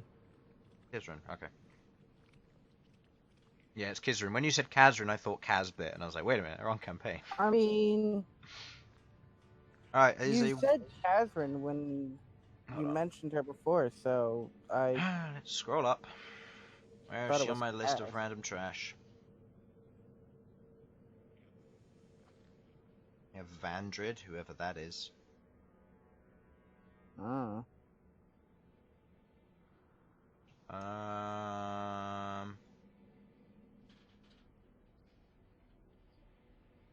No. It's not listed here. Oh well. Alright, either way I know who you're talking about. Okay. Alright, let's go to this document and find out what their stats are. I need to go to... Ongoing? Yes, a lethal grudge. And remember, it's a wisdom save, not intelligence. Not intelligence, I am aware. The only thing I need to find out is if she is proficient in a wisdom saving throw. Now I believe... Does anybody know off the top of their head what wizards are proficient in? It's intelligence and dex, isn't it? Or is it intelligence and... I believe it's intelligence and dex. It is... Intelligence and wisdom. Oh, it is intelligence. Good to know. That means that she has a Because it's a decent save. What's the DC? 17. Nope. No As for you- me or no for them? No. No for you. That was a natural 17 plus Ah, plus yeah. whatever. well. As you focus for the first time, controlling the energy through Lighthouse, the power of it coursing through, as you focus on it, there is a slight flicker of almost an understanding inside you as it shoots through the staff up into your eyes. Your vision darkens and then disperses as they proceed to succeed against the spell. Oh well. Try again another time. Right. Okay. As you proceed to get to sleep, acquiring your long rest, you regain your maximum hit points back for those who lost maximum hit points. You regain spell slots back, you begin to re-prepare stuff. Sasha is going to prepare the right number of spells. So I am going to prepare Legend Lore for if you guys should need it. Is going to unprepare... I don't know. Not Mass Cure Wounds, not Banishment, not Heart of Immolation. What can she unprepare? Guiding Bolt. She doesn't need that. That's a first level spell. It sucks. I know that's not how that works, but still. This is where we're gonna find that Guiding Bolt is the one spell we vitally need in a tough fight that's coming up, and Chris knows this fact. Mm-hmm. Maybe. You didn't know that. And unprepare Life Transference because I think she was one out. Actually, yeah, I'll just leave it as that because that way she's got Dispel Magic, Revivify, that's 2, plus Blood Shell, which is 3, plus Lesser Restoration, which is 4, plus Spirit Guardians, which is 5, plus Inflict Wounds, which is 6, Cure Wounds, which is 7, Heart of Immolation, which is 8, Banishment, which is 9, Mass Cure Wounds, which is 10, Legend Lore is 11, Greater Restoration is 12, Holy Weapon is 13. So actually no, she does have one more, but if she has one open, it means she can prepare something she wants next session. I do want to ask, has she ever fucking used Inflict Wound? Yes. A while ago. A while ago. Do you not remember when she tried to use it on you, Behold, in your one-on-one fight in the big arena? And she rolled a natural 1 and you got to smack her that additional time and take her out? I do remember, yeah. Yes. There you go. So, you get your rest. You wake up the next day, you are given your food, you have your reports still. What would you like to do? Just prep to go? Question mark? Yes. Guess Yeah. prep to go then. Okay. Got anything you want to do, Bern? Infernal? No. Now, keep in mind, how many days were you planning to spend here/there? Well, How many do we have till the festival? And Sasha will raise this because it does matter. Working out the time frame. You have exactly 1, 2, 3, 4 days until the festival. At this current time. Resting up though, with those 4 days, 1, 2, 3, 4. Yeah, at the end of the 4th day, you're currently on the 1st day. At the end of the 4th day, it will be going into the beginning of the Dawn Festival, which is when you guys want it to be back. It is a 2-day journey into the Underdark to get to the site, which then means that you'd have to turn back around immediately or finish what you're doing in that day. You don't know what you're dealing with, so if you want to take that risk, you can, and that way you've got to deal with it all in one day. Alternatively, you can get access to the teleportation circle now, and lose a little bit of time, but it means you can spend 25 GP to get back there immediately. That might be an idea. What? Teleportation circle gives us a bit more time there. Yeah, I mean, if they give us access, I can learn it for now. Yeah, they'll give you access. They'll escort you there, and they'll give you 10 minutes to an hour to learn it, however long you need. I can do so then. Okay. In such a case, you spend the next hour learning it. This does cut a little bit off of your time, and obviously this is temporary access to this, so you can get back with the information. Cool. You gather such information, and you proceed on your way. Heading down into the Underdark. Travelling down through the regular mines, you, for the most part, for the first hour to 2 hours of your journey, you are travelling with other Duragar. Miners who are travelling underground, seemingly go into their regular work days, as you travel into darkness. Now, Feng currently can't see. Are you using lights, yes or no? Are you moving stealthily, cautiously, quickly? And have you got a marching order, or are you moving as a general tidbit band? I think Like, how big is the area? The area which you're walking down, it is excavated mining, so you're looking at maybe a 10-foot wide walkway. So you can maybe go 2 to 3 side by side. I'll be right back. Well, I'll be at the front and I'll have my axe on fire, but whoever can produce light. I also want Feng near me, because I want to talk to him, find out what the hell he's done to upset these dwarves. Okay. We'll say Sasha is also in the front, unless somebody else wants to be. I wanted to be there. Okay. Sovak? Yes, I will exist in a location towards the front, but not at the front.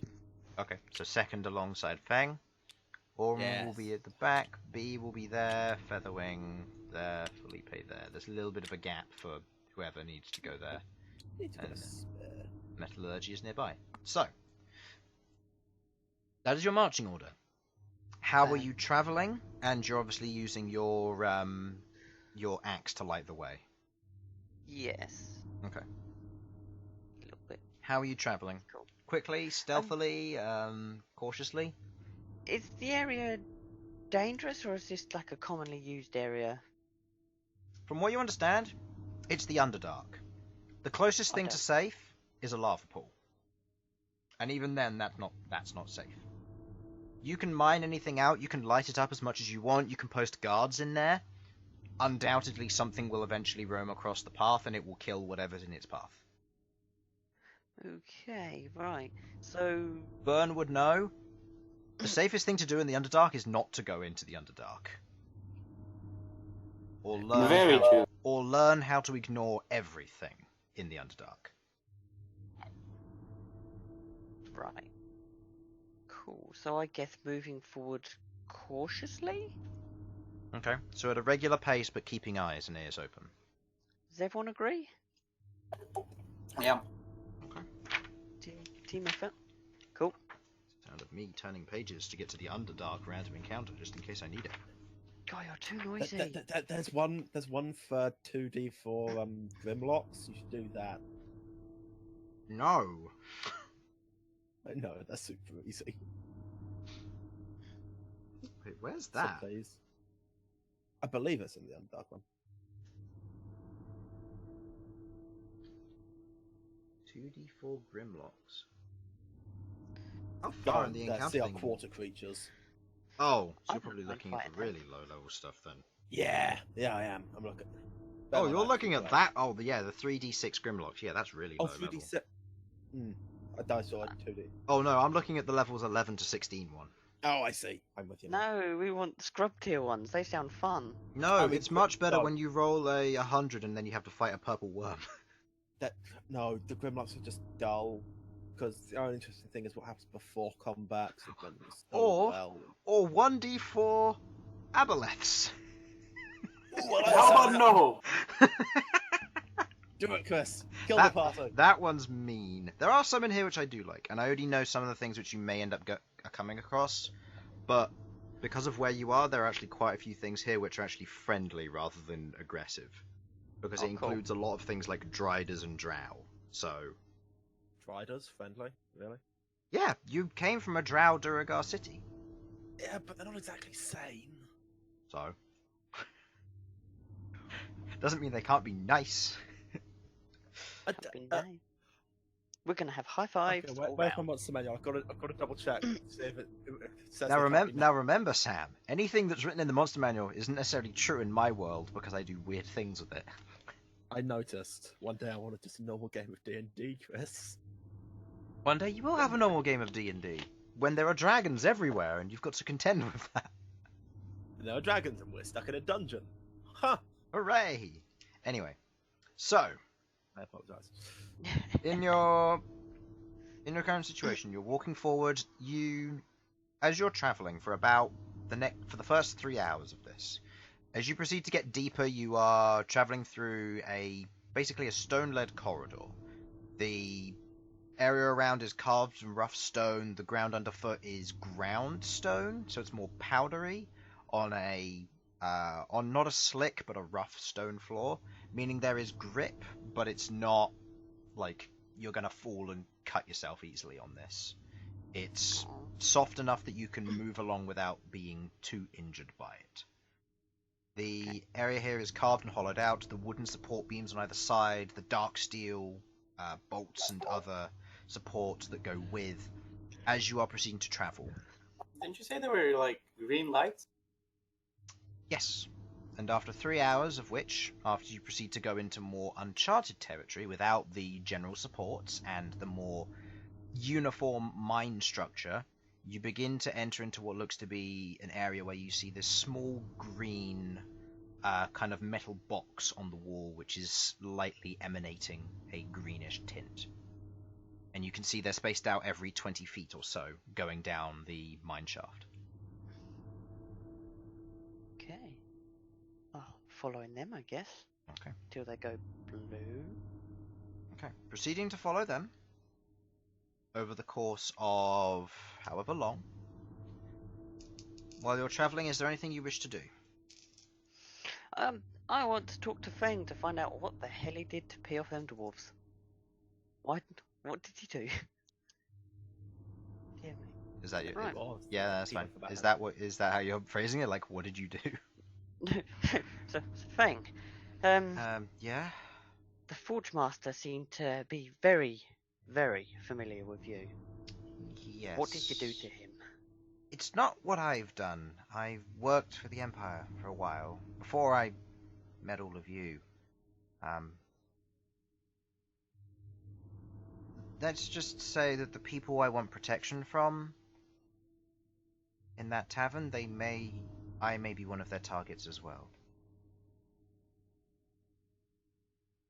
Oh, The Deep Iron Blades want the relic that I found. oh. They're trying to kill me to get access to it because they know what it's done. I've ended up, because of the nature of the blade, where they've taken it, several of their assassins have died when I've given it up freely, and now they're out for blood. Ah. That's why they're Right. after me. And Ooh. hence why when he said that, when he recognized me, it's because it's said that they originate from Crag Anvil. Right. Well, that does answer a lot. Yes. Okay. I was worried about so- going in there, but if I didn't, then I'd be out in the open. So. Ah, okay. Future reference, maybe that might have been something to know before we go in. Yes. When they attacked on that night, just before, I was going to raise it to your attention, but after I noticed the assassin in the rafters, I didn't want to bring it up, just in case they changed targets. You have all of us around you. We will make sure you're safe. I know, but they're you feel rather uncomfortable, notorious for getting in and getting out again.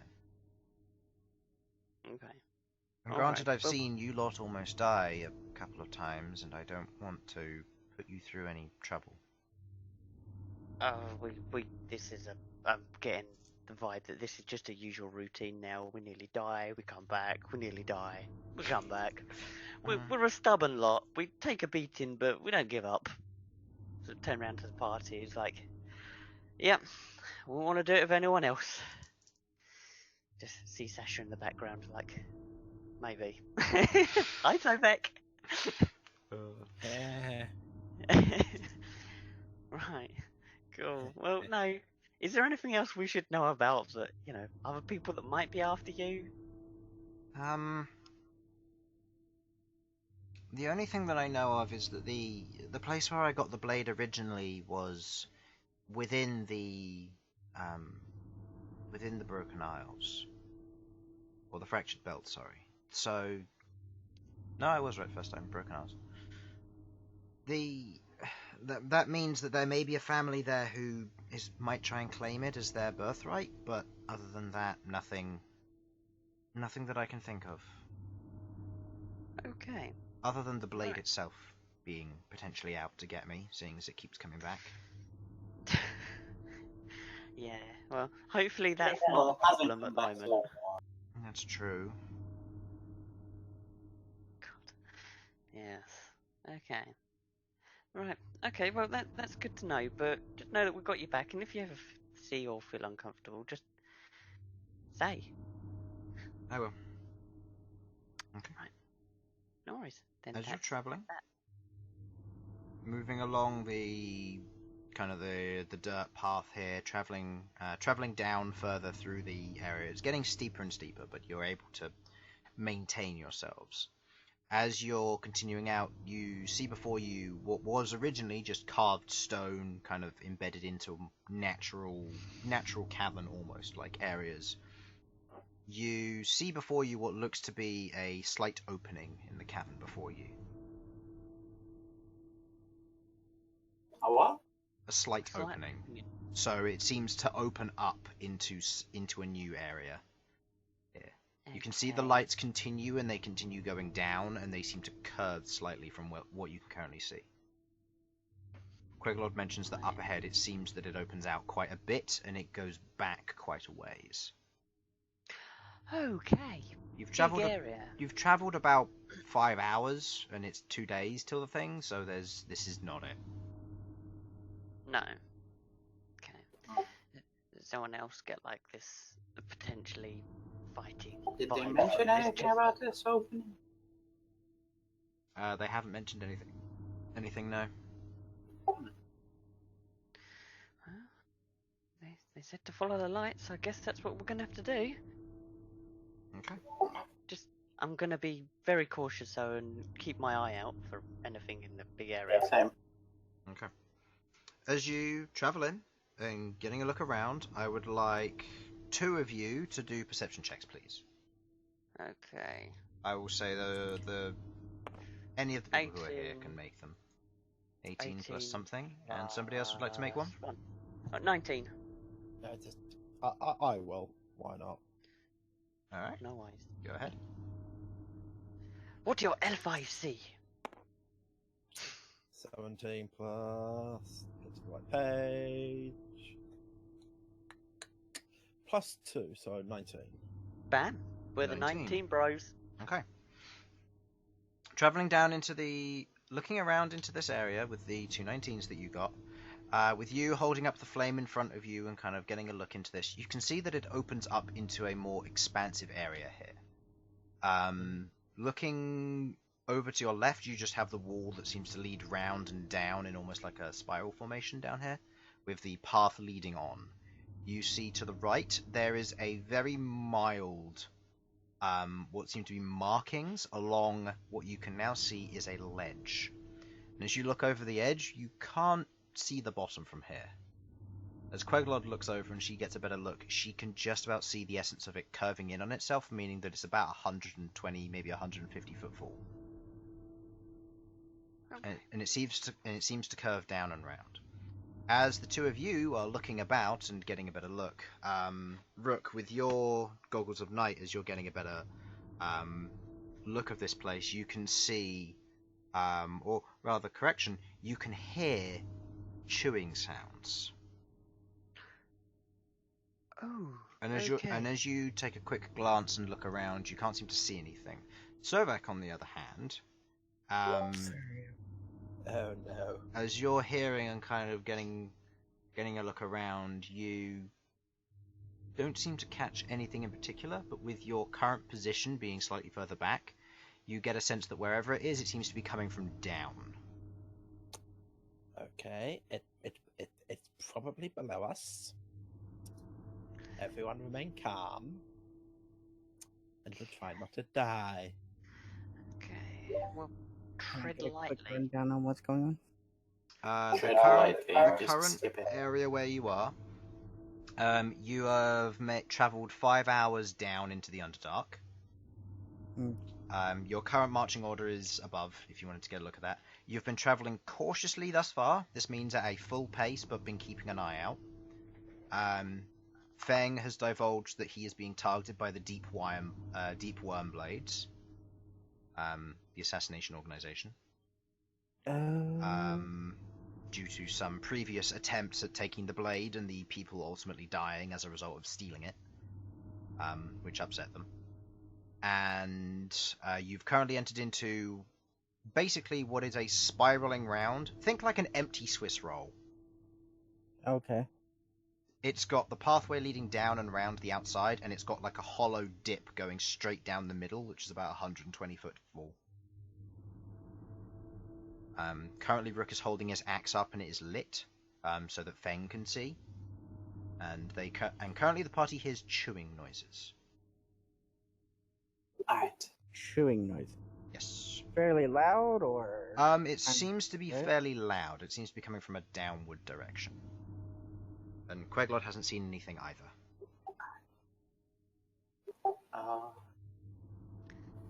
You should probably Walk gently. walk gently, and you could stop the fire. I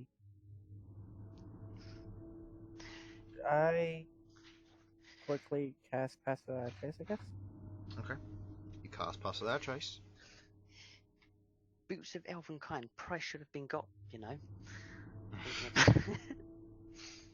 Hindsight. Right. Cool. So we just gonna keep moving on stealthily? Or did we want to look at anything? Guys?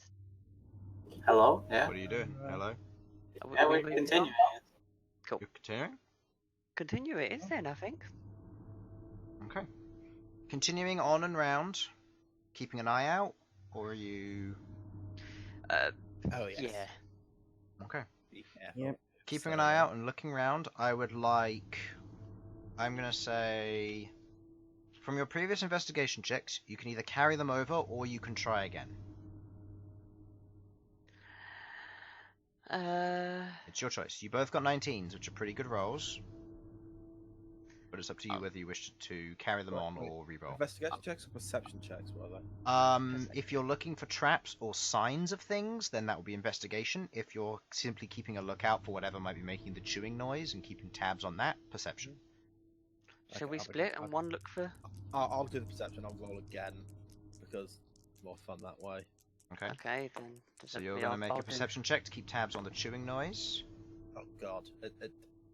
I like that. 12. That would be beautiful. I know, right? And Most thing that happens. are you doing the same, Jamie, or are you I'll roll again. Roll again. perception or investigation? Investigation. Okay. So you're keeping an eye out for tracks or signs of things. Yeah. So Okay. what's my investigation 1? So that's 8. step 8. As the two of you are proceeding forwards, kind of keeping a good eye out and a lookout, the chewing noises persist. And as you are proceeding to now move stealthily, I would like everyone to make a stealth check. Disadvantage for those with heavy armor, but remember you have the +10 from pass without a trace. Just do your one. Sudz and I'll roll for the others. That's So 6. that's cocked. 16. B got a decent roll. She's got like a 24 or something, and then Aurum. So going past without a trace on top of this, right? Yes, so Yeah. +10. 30. And my Aurum God. got 9, I think, +0, +10, so 19. Or Sasha got an 18, yeah, I got 19. 18. and Queglod, haha, natural 1. Oh dear. Yeah, that makes. Oh, halfling luck. Oh, Halfling. thank you. I Good to for- know that you guys are remembering it more than she is. Okay, that is with her stats. That is a 17. Okay. That's the manual. See what this passive perception of these guys is. I think they're in this Alright. book. 21 for me, by the way. Okay. Good to know. What did you get, Malcolm? 16. Let me 16. Okay. just double check. Dex. Yes. 16. Okay. Keeping yourselves okay and remaining overall stealthy. You guys both got decent rolls as well, didn't you? I got 18. And Sovak? So I got 30. Oh, okay. So yes, I got in total 30 with pass without a trace and my +9 in stealth. Wonderful. So, with you being overall very stealthy, Queglod having a near miss, but being okay, as you proceed to move further down, with your perception and investigation, the only thing which you find with your investigation is that the dust below seems to be mildly unsettled. So something may have passed through here recently, but it starts about halfway down. Right. With your This perception, is the way we're supposed to be going, right? yes, the lights are still green here. Cool. Okay. I guess we just keep proceeding. You said and hope. a day and a half they turn into blue, right? Day and a half, you want to follow the blue tracks, yes. Okay. So you're going to keep going down? Yeah. Yeah. Okay. I would like one more set of perception checks / investigation checks from the two of you. Okay. I'd like to aid the investigation. You'd like to invade the... Invade? Yeah. Yes. Yes, invade, yes. Invade the investigation check, so you roll with advantage, Jamie. Cool. Can I do the same for the With perception? perception, go ahead. roll an So advantage. perception, you have one additional one. Yep, so just re-roll the Yeah, 10 what there, advantage, Jamie, Jamie? from the 3. So roll that one. And you have advantage as well, Sovak. Oh, cool. So it was 11. so it was- Hopefully it's better than a 2. It It is. is. 1. I thought. That's So 12. I got 8. Okay. total. 12 with the investigation and an 8 with the perception. As you're continuing to go down, looking for more tracks, there doesn't seem to be any more as you travel down. At this point, you're probably about 60 foot from the base of here. The chewing noises persist, and then you hear what sounds to be almost like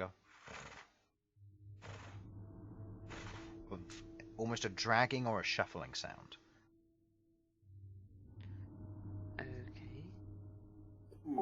At this point, would we be able to see the bar? At this point with your dark vision you would, but again, because you've turned out the thing, it'd Yeah. be with disadvantage Yeah. because of the dim light. So If you want to try and look down to see exactly what it might be, go ahead and make the perception check with disadvantage. If you're looking down. Could we get Queglod to do it? Queglod can. So just a I mean, yeah, she just sees with color. yeah. So it's nothing special. Alright, well, pretty good. Yes, I need to. Yeah, roll he was looking over the edge to see. Yeah, 14 for me. Okay. Looking over the edge and looking down, you can see what looks to be a tendril of some kind, currently dragging what looks to be a body of a Durgar about 5 foot before you watch as it lumps it down near the edge of here. You can see there's a small pile of and scattering of bones at the bottom of this, and fresh corpses. Okay. Tendril underground. What could that be? Underground tendril. It's an angry root. Roll me a nature check, please, Oh, Bern. I think I. Just because you know out of game doesn't mean you know above game. Bern's the only one who might know. Nope. Nope. Unless I have a somehow have advantage on this. No, this would just be a straight roll. Not No. that lucky. Diggy diggy. Fuck me, I'm not proficient in anything. Like 5 proficiencies. I got 5 proficiencies, and I'm proficient in nothing. I have 5 too. That's alright. Most of us. I have 4. Most people Oh. should have 5. If your race doesn't give you one automatically, it will be 4. If you're rogue, bard, or any of the special races, you can have anywhere from 6 upwards. Ah, yes, Rogue and Bard, those well-known special races.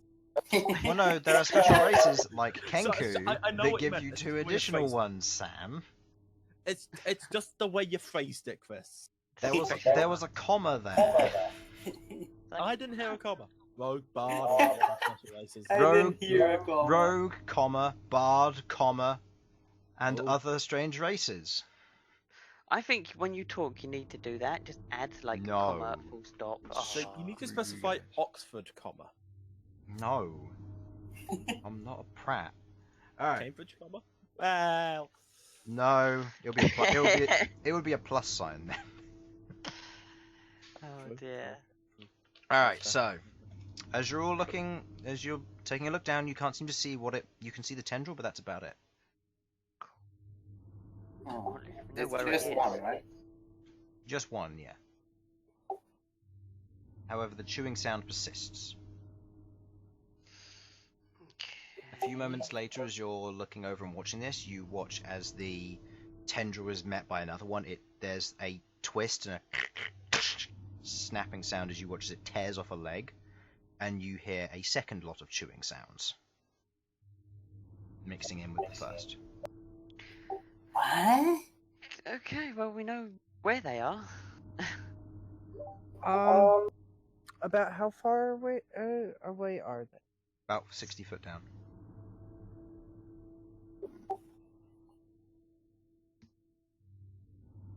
I can try and send Is feathering. this tendril with like flesh or?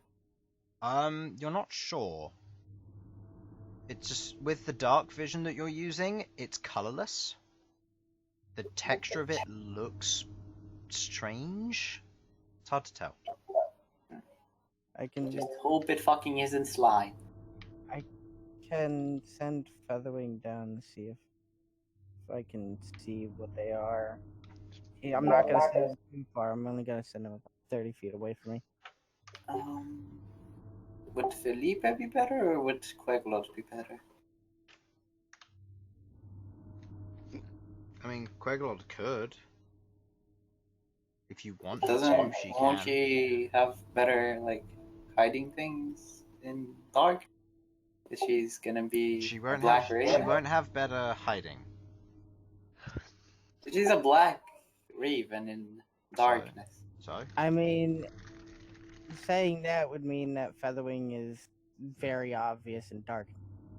because Featherwing's white, but Featherwing's not, because the idea is that with black and white is that yes, they would stand out a bit more, but there are differences.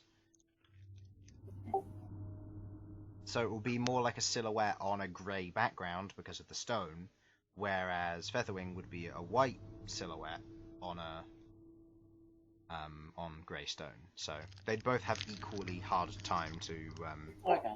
hide. So Mm. Who we send him? doesn't matter as long as we see. You know what? I'll just send Featherwing and look through his eyes.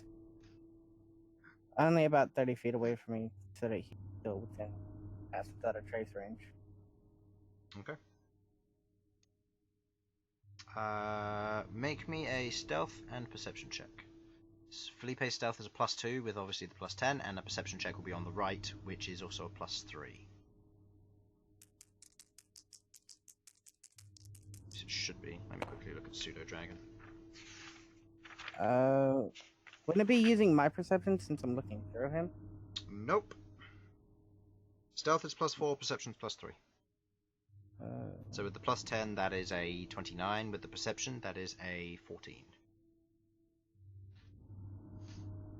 Looking down, you can see the tendril, and you can see what looks to be a mouth that's coming out of the cave wall, Oh, as it seems to be chewing and biting off bits of flesh. That is terrifying. yeah. Oh, that makes me. That's some Zinch level bullshit there. Would I have any idea what this thing could possibly be? Nope. You're an overlander. You have no idea. With Sudz's description, would Infernal have more of an idea now? Make me another nature check. Bern. Mouth coming out of the wall and tendrils. I mean, out of character, I think you know what this is. I think I know what this is. Yeah. Getting a better description of it, hearing the mouth and coming out of the wall, you don't know how many of them there are, but you know that these are ropers. Oh no, I've seen them. They often disguise themselves as stone. They are very slow. The best way to fight them is to run away, because they can move about 10 feet a turn. However, Perfect. if they do manage to get a hold of you, there's no getting free. These things are strong, they are dangerous, and there's a reason they're Underdark hunters. They typically remain stationary and look like Do you mind if I put a picture into the chat? stalagmites. Yes, go for it. Typically they look like stalagmites, however there are known variants for others to be looking like other things. Boulders, some of them look more like almost sheets of rock. Oh. Look at that Oh, beautiful God. boy. Yes. And they have very long tendrils that reach out to be about 20 foot. Oh God. However, they have been known to grow longer the older they get. One of these, the one that you just saw, from an average guess, you could probably guess that this one's maybe a little bit older than old, which means that it's probably got a range of about 40 feet. But if there are any older ones, they could go up to 60 foot. No warning of this at all. Expecting us to just pass through. Just passing? I honestly feel that we should probably ask if they knew what was down there. It's the Underdark. As far as They they're concerned, this entire area has been cleared. Oh, really? Yeah. Perfect. Clear. This is the Underdark. This entire area is cleared as far as they're concerned. You go through there a second time, you're going to find like 5 more natural landmines, which are just going to be creatures that live down here, which hid so well or just migrated here because they naturally smelled something. Right. So what you're telling me is that the Underdark It's dangerous. bullshit. Yeah, that too. I was using a different word, but same point. Right. Awesome. Okay, so I guess we should be very cautious. Carry on. Yes. Carrying on. We should. Do I know if they're very perceptive? They typically will have 1 or 2 sets of eyes. If they have 1 set of eye, it will be on one facing. If they have 2, it will be on opposite facings. So, perceptive-wise, they are very perceptive at finding food. But they typically hunt by sight, meaning that if you can hide yourself well, they won't notice you. Okay. They All don't right. seem to have noticed Featherwing, which is, or you, for that matter. Cool. In that case, can I tell Feng to get on my back and I extinguish my fire? I mean, I've assumed you've already extinguished it. Yeah, I Yeah, said that. I- to him. Cool. Okay. Can Feng get on my back just in case he falls because he can't see? Like a backpack. Yeah, that's fine. Yeah. Cool. Feng agrees and he climbs on your back. While you are carrying Feng, I will say for all intents and purposes your AC will be decreased by 2 because you are carrying something. Yeah, that's fine. Which is... No, he's not heavy, but he's big. Cool. No So- worries. Right. No, I always thought he was like small boy. Oh, he is small. It's just a matter of he's a Right. humanoid, so he's not exactly small. Okay. He's not midget. Yeah. He's I was assuming more like dwarven size. Oh yeah, but he's not. He's taller than Yeah. your dwarf size, but he's smaller than human size. He's about. Okay. I think he's about 5'3", I think. So- okay. Somewhere That's around not- then. not- So he's that's not fine. super heavy. Yeah. Okay. Perfect. Okay. All right. So Move very stealthily. yeah. Yeah. Very. Okay. So I think we're progressing, but stealthily. Progressing stealthily. Okay. Go ahead and roll me a stealth check, everyone. Is this with advantage because we're going stealthily? Or? Nope. This is just you being stealthy, same as before. I Sneaky. cannot fail. Oh, why did I say that? See, the thing is that like 10 seconds before I rolled that, so I'm gonna say I can't fail, and then I'm gonna roll a nat 1, aren't I? Oh no, Sasha on that one as well. Do you know what? Nat 1 just means it's a minus on. 5 to. Alright, I think we're better It off means just it's a, rolling it means initiative it's a, right now. it means it's a -5, but yeah. I Did you got- roll That- with We just like roll disadvantage? initiative. Still, Did you That's roll still a disadvantage there, Rook? Or... Yeah, I Yeah. rolled normal, got But then you- 14, and I was like, hang on, disadvantage, Yeah. so I got 10. it's Yeah. a 15. It's a 15 is my total Okay. with a nat 1. Okay. Ha! Aurum 10, got a 12. natural 5, but that is a 15 for her as well. And Mine's a 24, B got a natural 13 with her plus, that's a 27. 22, sorry. So, as you are proceeding, that is 2 natural 1s. God. I got 25. You got 25. Okay. I mean, Out of your party, as you're proceeding, you make I it. wonder who got noticed. You make it down to the ground level, and you proceed to travel a little bit further in. You can see the bones that are littering this bottom floor area. You can see there's 2 of them. One which is a little bit more embedded into the wall was more of a hiding spot, the one you saw. And further back than that, you see what looks to be a slightly larger one. This one you would recognize as more of an alpha. This is one that will be a lot longer range and will be very dangerous.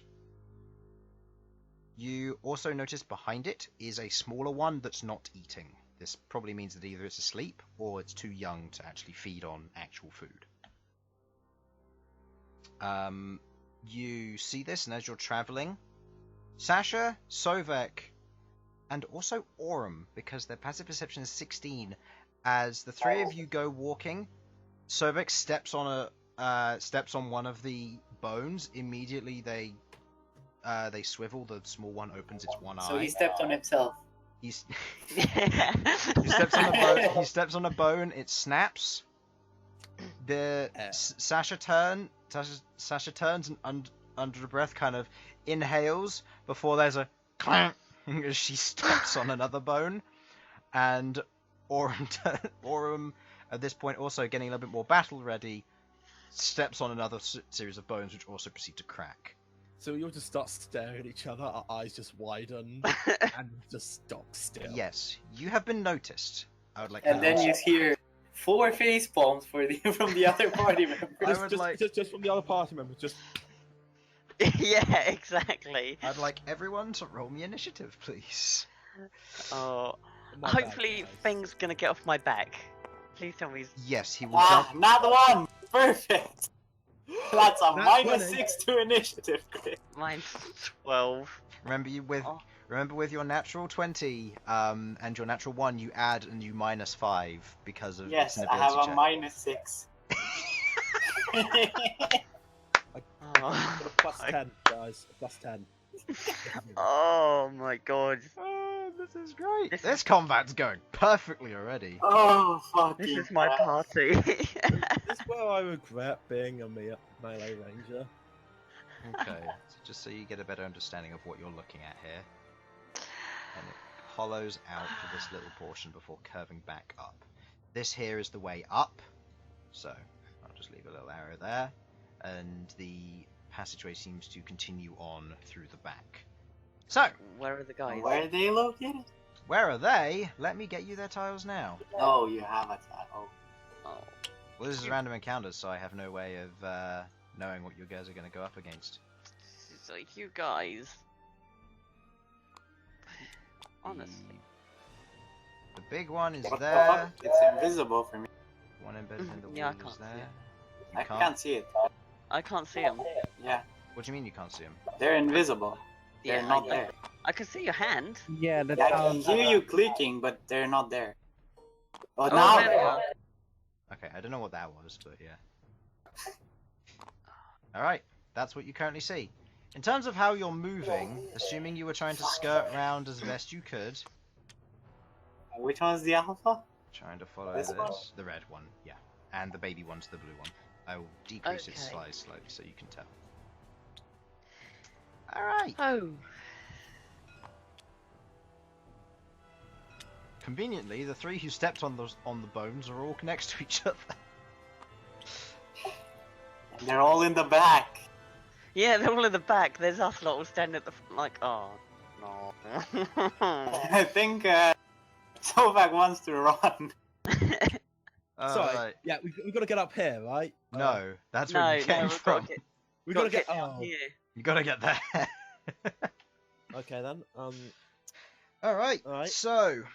How about the rest of it just scurry past and then leave the three that deal with this? What, just leave them behind? No, that's fine. Just let them deal with this. Their fault. Don't be like that. Sounds like an excellent plan. Sasha will do Can I the throw same. Sovak? Alright, so... beginning at the top of the round, 25 to 20. 30. Wow. Wonderful. That's grim levels of initiative right there. Yeah, that's true. Boom. That's Alright, what happens when you have a nat. You get a nat 20, and oh, look at that. Got 5 in dex as well. oh man. I'll need an initiative order. Alright, so... 20 to 15? 15. 15 to 10. 14. 14 and Bern. Minus 6. You should... do you have a -2 modifier to your initiative? Minus 1. So it should I be said -5. Oh, minus 5. -5. Gotta Nonetheless, love it doesn't when you've make got it a any better. -5 initiative. One of your character has like 30 initiative every fight. The other has like minus. I think I'm making history here. There's quite a diversity. How are you making history, Chris? Oh no. Bern has a negative in initiative, so he's last. Which means he beats those with initiatives of 1. Oh! Or which means he loses to those with initiative of 1, sorry. So he's... Oh, that's not quite as fun. Yeah, this is certainly going to be interesting. Oh no! I should have lucky. You should have, but you didn't. Oh. So, Alright. Just considering, let's just go back to town and. I'm all the way down there. Put yourself there, Bern. Or You below always them. find the resources for like a teleportation. Did they roll a 1 on all of them? Those two rolled natural Oh. 2s. And we could leave. We could just not leave here. Rolling for Sasha. Sudz was just above me. She's got a 15, and Queglod has a 18. Okay, so Queglod has There's 18. no Queglod on my initiative. I haven't copied that yet. Alright, so, and Sasha and Malcolm should be going at the same time, actually. Yeah. Because they both got 15. So, with that being the initiative order, and it being really easy to organise, Someone go in front of me, please. as you are currently in this predicament, Sovak, you are first up. As the ropers all look over, they all seem to notice you, and they proceed to begin their combat. Well then, it's this template for my conjure barrage, isn't it? Yes. However, if you wanted the other one, which is diagonal, it would be that one. Just let me know which one you want. Okay, I'm gonna want that one. And just trying to think. Move it up. Oh, move it Can up. I move it Yeah, Sorry you if need I to only grab get the back corner of the there. head. at the corner? So, Yeah, and it needs to come from a point in the direction you're facing, so it will be like that for that way. yes, that's exactly what I'm doing. This Okay. with conjure barrage. Wait, are they resistant to magic? To non-magic? Who knows, Sam? I don't think they would be. Who knows? And their decks can't be that good. Who So knows, I mean- Sam? There are 5 move conjure speeds. barrage. Let's hope for the best. With my arm, because it's funnier that way. Slap them to death. Dexterity saving throws for all of them, please, Chris. Alrighty then. So, taking the initiative here, hearing the snap of his fellow comrades before rushing up and Oh no, bones! proceeding to throw his arm in the air, and using Conjure Barrage here. Dexterity saving throw. You said. What's the DC? Yes. 14. Okay. Alpha fails. Nice. Not the regular one succeeds, and Ow. the baby ties. Oh. What? How? High rolls, man. Fucking high rolls. They're literal rock zombies. So those But two they're succeed, rock. this one fails. So, go ahead and roll the damage for Conjure Barrage. 3d8. Okay, 18 damage. pretty good damage. 18. As you conjure the bones and you throw them up in the air, your fists fly through the air, striking against each of them. Striking against the two that were a little bit more aware of this. They managed to close their eyes in time as the hands punch against the outside of their exterior. They don't seem to do as much damage as you would have hoped, but as you strike against the outside them. On the other hand, as they begin to hit the alpha, you watch as they strike against where it currently has an open mouth filled with food, and the food is jammed into it, and it seems to take the full brunt of it. Nice. That was You 18 decide to damage, you choke a said? little bit. Okay. And anything I can do as a bonus action? A bonus action? Get it? A I'm boneless sorry. action. Oh. Hey! Because I stepped on one like an idiot. By the way, if you do hear a baby crying from my mic, I'm sorry. It's Sovak, it's fine. Yeah.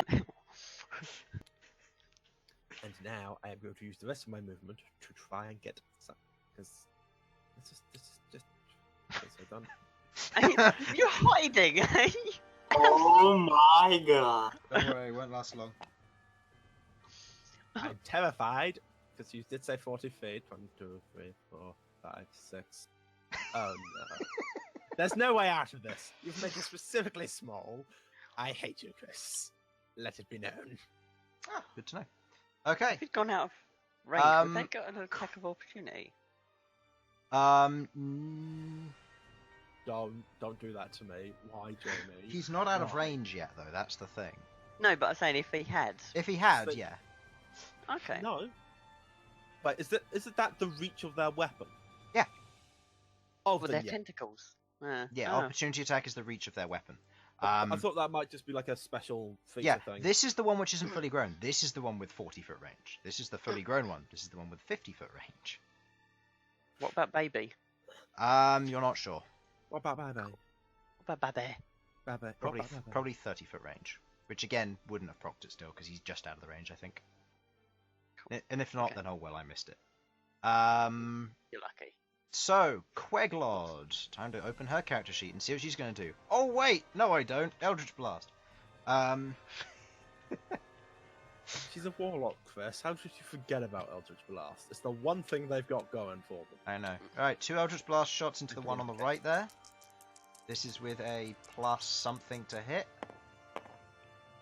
That's a natural 20, that definitely hits. Then the 6 probably doesn't. Does anybody know off the top of the head what... Actually, no, I should have it written down. I should know this. Probably like plus 9 Plus or 7. 10. Oh, really? Yeah, you're not high enough level to get the plus 4 proficiency bonus yet. Oh yeah, okay. Yeah, so it's plus 7 because she's also not got that much. So, Yeah, she has that. rolling for the crit for her, that is 14 plus 4, that is 18 points of force damage into that one on the right. As Queglod's there, she draws the 2 needles of the Eldritch Blast, and each of them, as they fly through the air, one strikes against the outside, glancing off of the rock-like texture on their outside, and the other one strikes in, just managing to pierce through the eyelid and striking it in the back. As there's this impact on the side, you watch as the rock begins to crack around the exterior as it takes the 18 points of force damage. Right. So, end of Queglod's turn. Queglod is going to move back and over here and do the same thing as Sovak. Sasha and Malcom. Malcom, do you want to go first, or shall Sasha go first? Sasha can go first. 5, 10, 15, 20, 25. Spiritual Guardians, because she's an ass. It's Sasha. It's Sasha, what else can I say? Let's restore her spell slots for today, actually. That might help. She should have 3 of She can those. go one closer. Oh no, she can't get all of them. Yeah, that's what she's going to do. She's going to go 1 closer in a moment. Yeah, okay. What she's going to do is she's just going to go, oh, I'm going to go here, and then she's going to move up in the next turn. Yeah. Alright, so Spiritual Guardians using a 3rd level spell slot. Wisdom save, DC. Sasha is 15. Alright, wisdom saving throw. What's their wisdom save? It's actually pretty good. Why is it what? so good? What? Why is it so good? Oh well. Because they are wise rocks. Apparently they're wise rocks. Anyway, the alpha fails, the regular one succeeds, and the baby fails. The baby will fail in a moment when she moves over. So, rolling for damage. That's 3d8, right, Malcolm? Nope. Yup. I mean, you should know. You should know because you do this quite a bit. Summoning the fire wyverns as they proceed to slowly flow around the outside of her, striking against each of them. The one manages to resist the...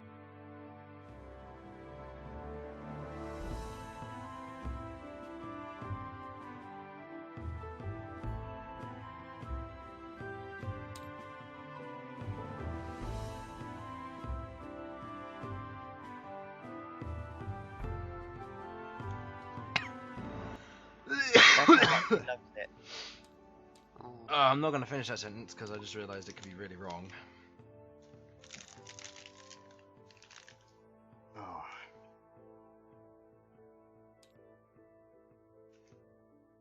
Well, that went well.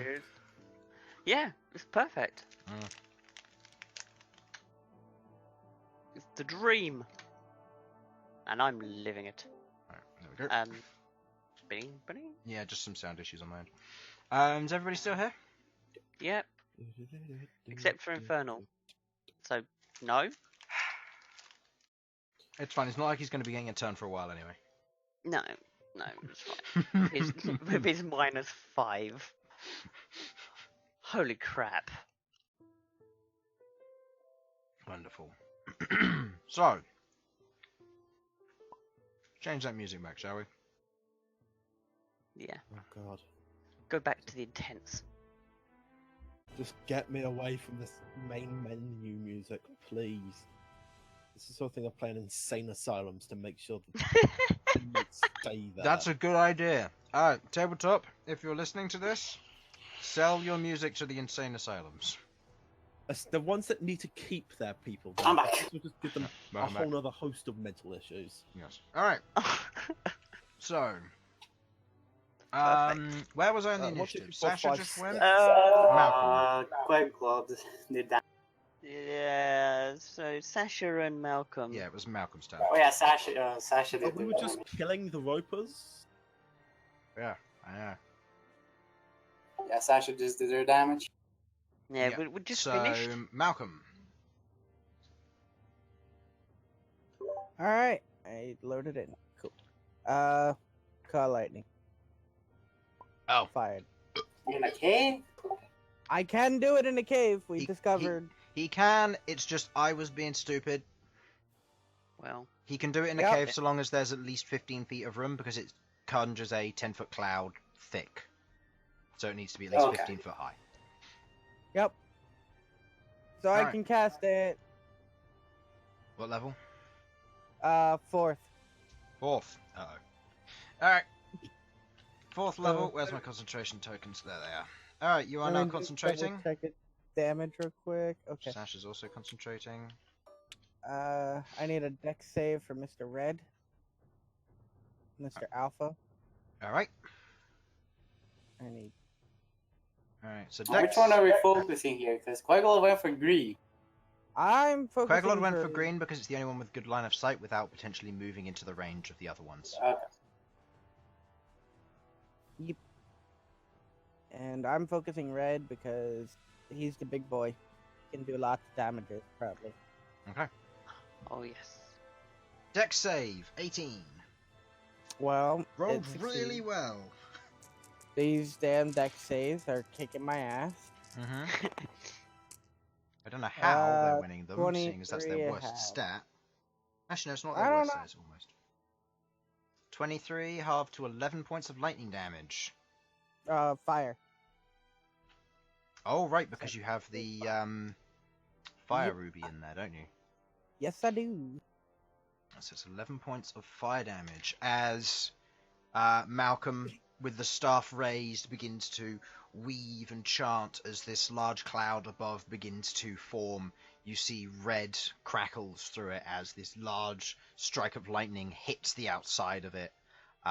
As it begins to ignite the outside, the sound of it echoing through the caves as the lightning strikes against this one, as it doesn't manage to quote-unquote dodge out of the way. It manages to close its eye in time, which seems to be what is the only thing that it really wants to defend, as the rest of it seems fairly well grounded against the rest of this.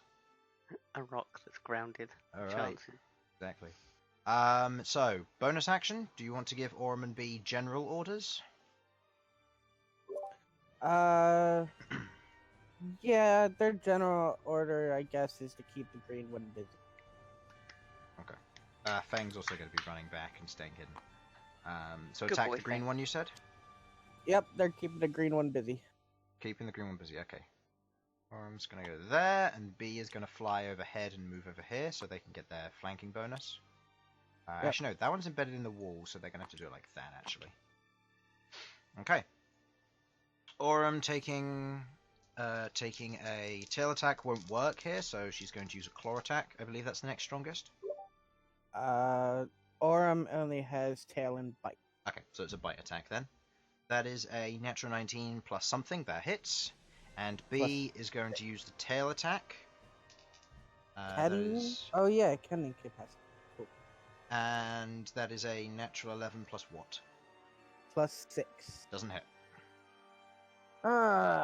With the tail, Every as time- it swings down and strikes against the back of this, it is hard rock exterior, as it doesn't manage to do anything. Orem's bite, on the other hand, as it bites down on it, I believe it's 4. D8 plus 4, yep. That is 8 points of damage as Orem bites down onto the outside of it, managing to break a little ways through the rock. Being a crystal drake, this is a little bit more natural for Orem biting through this. As Aurum does so, that was 8 points of damage to that one. Nice. Okay. End of your turn. It is Rook's turn. Cool. Excellent. That is 10, 15, 20. You're going to attack a baby. Well, why the baby? Baby's dangerous, man. Yep, babies are Bite dangerous. your ankles Well, off. I figured all of you are like focusing down the alpha, and the green one's If distracted. we're focusing someone down, we should probably focus it down till it's dead. Yeah, it's Yeah, true. Not we don't- spread our entire Are damage. you aware of the term of team? Because we should work No. together. Sasha kind of was thing. there. I don't believe Mhm. in team. Yeah, alright, cool. I'll go back. There. Bam. Okay, running up past Sasha and moving into range between the two of them. Yes. I am gonna... fine, I'll join the herd here. I'll fight the alpha. 2 swings. Not Alright. weapon master. Alright, go ahead and make me... Go ahead and make me the 2 swings then, please. Just regular rolls. I'm rolling. Great Weapon Master or no? No. No? 15, both with +9. Okay, they both hit. So that's Cool. 2d12 plus 4, or no, plus 5 damage. Yeah. Go ahead and roll those for me. That You is... can reroll 1s and 2s. Wow. Did well there. Did it change No, music? it's It did. Alright, doing 12 plus 10, that's 22 points of damage as your axe digs into the alpha, each swing striking against it. It's not happy about that. It's not looking too great either. Cool. Can I poke it in the eye with a horn attack? Go for it. Perfect. Can I? Is the question. No. That's a no. As you attempt to jam your horn in its eye is very protective of itself, and it closes it just as the horn hits the outside and scrapes off of the rock-like exterior of these things. I just made a oops. He just made an oops. Yeah, I realized I could have struck there before you got there and struck both of them. No, because remember it's a point, so it's either a cross or it's a 2x2. Because it's a point within range for the cool lightning. Excellent. Well, so ends my turn. Okay. Right. Bobby. Oh shit! I made a mistake too. Yeah. And you just noticed? Mm-hmm. Yeah, I had Alright. literally just noticed. The baby rolls its wisdom save and makes it. So it takes half? half. Half. 3d8 halved. 19. I'm going to be using that for the other rolls as well. So 19 halved to 10. It takes 10 points of radiant damage. Oh no. And it is going to proceed to do the following. It's going to tendril attack against Rook, Sasha, Bern, and Malcom. Excuse me? Is that one attack? No, that's 4 attacks, and then it's going to Oh, attempt okay. to, and then it's going to reel and bite. If It it has can. 30 feet reach? Yes. We've had this discussion As a multiple times. baby? We've had this Yes. discussion multiple times. Yes. It's 30, 40, 50.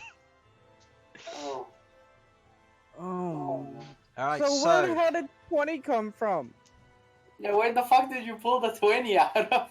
the 20 was if it was really young, if it was just growing up from a piercer.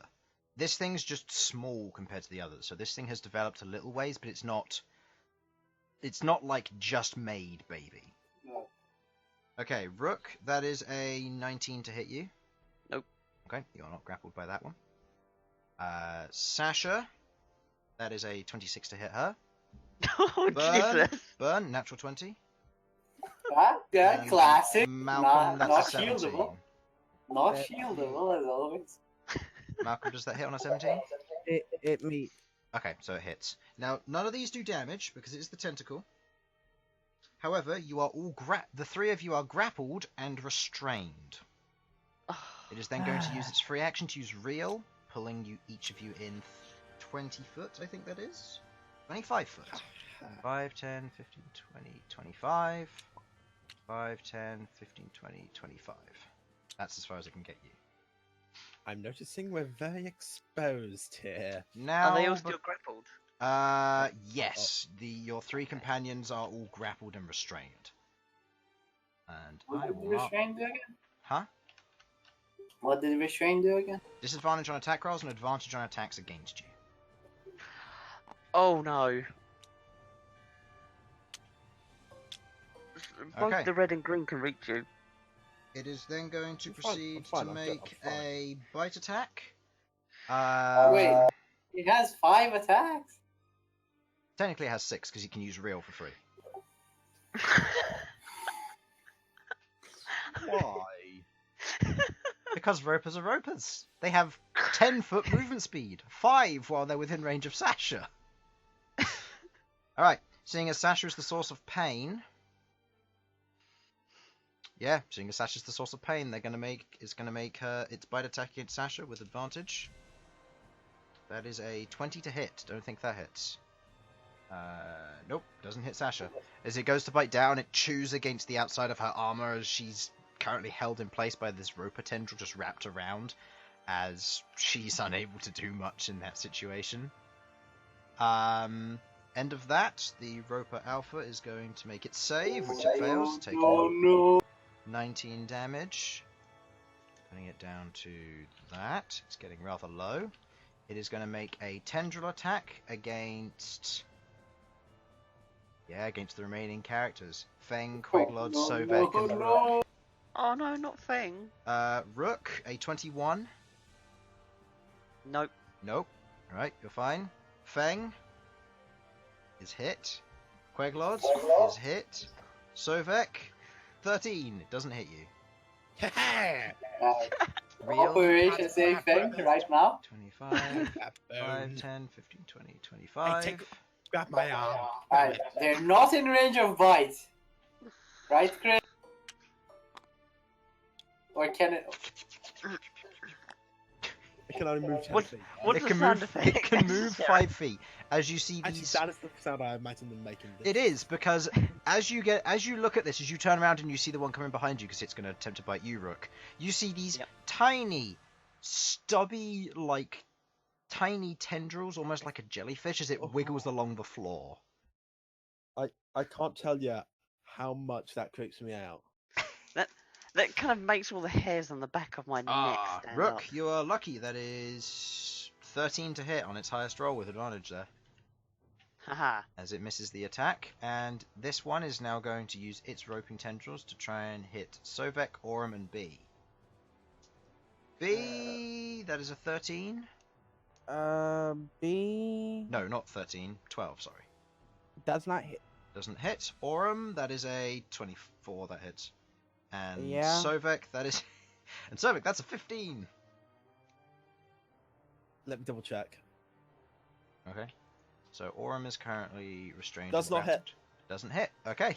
Sovak just like, heh, heh, Yeah. dodging out of the Yeah. way as the tendrils pass through your disguised form and into the wall behind as they can't seem to grab the bone structure, which is currently being used. As one of them goes and tries to whip around your neck, you just pop your head off as it slides through, and you put it back on again. Oh, I like the image that it tries to grab my stomach just from where the stomach is, and just stops for a second. It just sort of wafts through air. It has Something one should extra be. real attack. It's going to make it against you, Rook, because you're the only one who hasn't been grappled yet. 25 to hit. Okay. Yeah, that one I think hits. Okay. It doesn't need to reel in. It is So I'm going grappled to- now. You're grappled and restrained, yeah. Alright, fine. And, on. and this one is going to attack Aurum with advantage because of the restrained. That is a 17 to hit. Nope. Nope.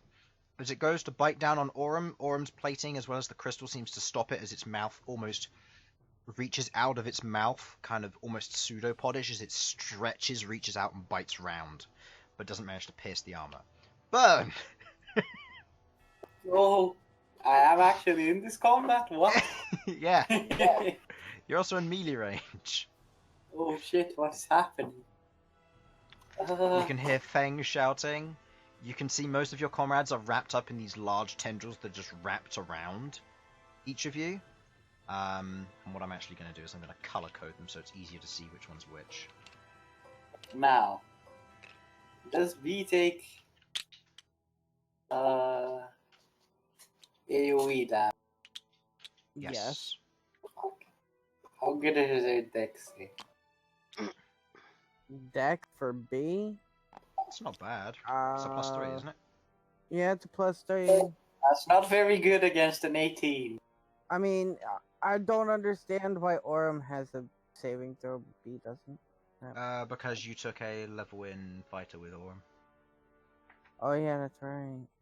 Which actually it should be strength and con, so it shouldn't be proficiency in the dex. So it's supposed to be strength and con. Yes, as I found out when I did Rook's character sheet. Alright, I will put strength and con as yes, and dex as no. Okay, so let's rearrange this. You are yellow. Oh, that's what you're doing. Yeah, that's what I'm doing, just so I know who's roping who. The yellow one on Rook is wrong. No, it's right. The yellow one is on the look. Yeah, it's the green one's got The me. green one's yellow, Chris. Green one's yellow. Yeah, the green one's yellow, green one's and the got green Rook. one got. Wait, what? Yeah. But Yeah. the red one's grappling. No, No. the red one missed its grapple. It only got Fang and Queglod. It tried to get Rook, Fang, Queglod, and Sovak, but it missed Sovak and Rook because Rook's AC is pretty high. But Literally, all three of them. It took all three of them to get me. How yeah, nuts. that's true. And now you are wrapped in it, and it didn't need to use its reel because it has no reason to, because it can't pull you through its friend. So Remind me, how good is B against fire? Normal. no, B's not vulnerable to fire, but if B reaches 0 hit points because of fire, B doesn't fall unconscious, but she does continue to burn because she's immune to being knocked unconscious. She So is indeed. don't hit B with fireball. Got it. Instead, hit Fang and Queglod. Yes! Oh no, I have a better idea. How about I put it right here? Seems good. What? I mean, I'm resistant to fire damage. So Sasha. Sasha's resistant to fire damage. I'm also not too bad against it. I don't see any problems with this. I'm not too bad against it, he says. You are restrained. Disadvantage on dex checks. Or dex saving throws. I am 100% going to be getting large. This is driving me nuts. What are you doing? Why is this fucking 4 fucking attacks? They're ropers, man. So does this mean because he's restrained, I won't get advantage on backstab? Or Correct. Because he's restrained, he can't act as an aggressive party, meaning he can't provide flanking.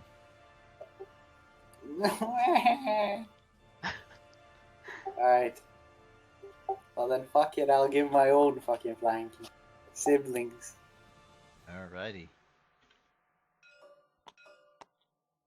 There? Or There. that would not be flanking. Well, they have pack tactics, so it doesn't matter. Oh, right, because of siblings, I forgot about that. So, Wait, is it a wait, is it a feat? Just against anyone. it should be It's just against anyone, okay. just against anyone, yeah. Oh no, whenever taking the attack against the fiend. Oh, okay, so it's Is it a only- fiend? No, this is not a fiend. Okay. This is a monstrosity. Okay. Understandably. So it'll be like that then. So they have to be directly across. Okay. Go ahead and make your attack roll with advantage then, please. Or both of them. With a plus what to hit? Plus 8, I believe. Let me check. 8 or 9, that does hit. Plus 9. Plus 9, that hits. Next. And that one misses. Wow, okay. Okay, with one hit, go ahead and roll the dice for that then, please. That That is is 13. No, wait. Yeah, 13. 13 points of damage. Okay. as you begin to carve into the outside of the alpha. It's looking pretty bad. It's on death's door as the two blades, as one of them scrapes off the outside, the other one carving through, doing a fairly significant amount of damage as you watch as it begins to bleed and froth from the mouth as blood begins to drip down the outside of its exterior. Okay. Sasha, That's have this. I'll give her some temporary hit points. your... Has I reached out to Sasha? Okay. Roll me a d20 to see where you tap her. Oh no. Oh, it gives it to a damn tentacle, isn't it? Okay. You reach out, and with just your arm, you slap her on the side, and you manage to give her how much? 2d4 plus 2d4 plus 3 temporary hit points? What's her? Yeah, if I come. Because it would be max of her proficiency. So 2d4 plus 3, that is 7 temporary hit points. Okay, good to know. Okay.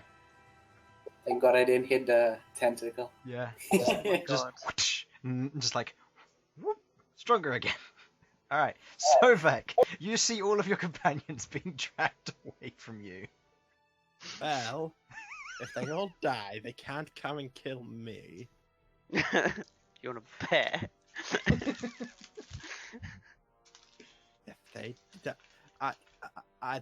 this won't kill them. I know this won't. I'm not going to be that lucky. I can hear you. No, you Very can't. calm. He's got a good stealth check. Also, part of our trace has ended because of cool lightning. Yeah. He's got a good stealth check. He was one of the ones that were found. I know, Uh-huh. but, He got a 15 on a natural one. You but it was in plank. that one. It wasn't that one though. If I get a 2, The nat If I one get does. anything The above nat one one. didn't actually matter because it's a matter of the fact that you got 15 rather than 16. oh, cool. Right then. So, 1, 2, 3, 6. I'm getting closer to you on my own volition. This is going to end I've just badly. realised you might have done your stealth wrong, but oh well. Have you got proficiency? Huh? Have you got proficiency? I'm proficient in stealth. So it should have been 1 plus 8, which is 9, minus 5, which is 4. Oh no, no, I'm being stupid. Yeah, exactly. Sorry. Oh, no, I've got this, guys. I'm gonna stab him up pretty fucking good. All right, make me 2 attack rolls, please. No. Sorry, I'm not. I might. Oh, I've got possible trace. Isn't that interesting? What? What are you gonna do? Yeah, let's just stab him twice. What's the worst that can happen? Death instantly. Can't be that Okay. bad. First attack. Hits. Second attack. Yeah, we can roll the damage all at once. Misses. That's misses. That's still the +9. Misses. Excuse me? 80. Doesn't hit. Okay. Okay. They're you know made what? of I've seen rock. the AC of Driders. I'm not going to argue. You think I'm AC of not. Driders is a worry. You wait till you see some other things which you can concoct which are terrible. Wait, what did Driders have? Oh, Driders have a 19 AC. Oh. What? Compared to some things, that's actually pretty tame.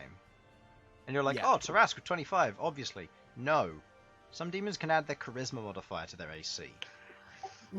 Oh, Very cool. See, the thing is by that point, your You can't hit 'em. efficiency is quite large, as is That's probably. true. And you have like +1 or 2 weapons. Yeah. Really, that's just to try and keep you level with what you were hitting in the early game. Yeah. And then there's the Tarask, which is just like a no. To Alright. ask Anyway. is just a no. Make the attack. Oh, Make wait, the damage roll. +1 please. and 2s work on that? No. Yeah. Oh. The only thing is Actually, that no, it's not with +9. It's with a +10, Chris. 19 doesn't hit. 19. Yeah, they probably got like a Okay, 20 right. or Where's maybe my monster? I 21. just want to see it say no. No. Cheating? Hello? However, I will Stop. say, you just miss. Yeah. Okay, It's so 20. yeah. It's funny. Yeah. Because that would just bug up. Yeah, you guys did well with the saves so far. You've done a lot of damage to the alpha. 7. That's a nice 6 plus 7. Trying to do maths, it hurts. 13. That's 13. Oh It's man. been a long day. Thankfully, we don't have to use those big numbers when we play Warhammers. Shut up, Chris. There's some things that have 13 wounds. I've realised that I can do 24 wounds with one unit in a turn. Good for you. All right. That's probably with las cannons. Yeah, as you go in and you make 2 strikes. The first one with your rapier, was it? Or is it short scimitars? With my rapier, I'm not hitting with Rapier. my arm. As you go and you strike with it, the piercing damage strikes into the eyes. You poke it, you pull it back, and you draw a little bit of what looks to be a dark red-black ichor as that begins to run down the edge of the Disgusting. rapier. As you go to strike it again, you don't manage to get it in any fleshy bits, and it just pings off the outside of the stonework. Alright. Classy. End of... Is it? Definitely double check. Unless there's anything else you want to do. Oh god, I forgot to put in what that sucks. Yeah, I think that's going to have to be the end of my turn. Okay. Queglod's turn. I wonder what she's gonna do. If she does Eldritch Blast, she's got it with Say disadvantage. it, Warlock. Huh? If she does Eldritch Blast, she's got disadvantage because it's restrained. So Even on rage spell attack? yeah, anything Yeah. which is an attack roll is Oh. disadvantage. Oh. And Sovak's Okay. free because of that roll. It doesn't apply to your blades because they're separate entities. Yeah. But for I Queglod, didn't know even on rage spell attacks. yeah, the best thing she has would if she'd be able to use a saving throw, but she doesn't have anything good that which won't backfire. Yeah. Um, Use a shatter. Yeah, that's what I mean. She is going to use something that she doesn't use very often. I don't think she's actually used it yet. There's probably a reason for that. She's just going to Eldritch Blast. Alright, Yes, 2 rolls. say it, Warlock. 2 rolls of disadvantage. She's going to attack the Alpha because the Alpha is very badly wounded. Doesn't hit. And doesn't hit. Wow. With the two Eldritch Blasts, with her arms stuck, she can't properly aim or give them a good trajectory as they glance off of the outside, not aiming to penetrate through the hide of the roper itself. Sasha and Malcom. Well, Is lightning getting out of the thingy action? It's a tech class, it's a grapple. Do you want Sasha to attempt to do that or attempt to hit? What happened? He asked if it's an action to get out of the grapple. And because you're restrained, you also have disadvantage on it.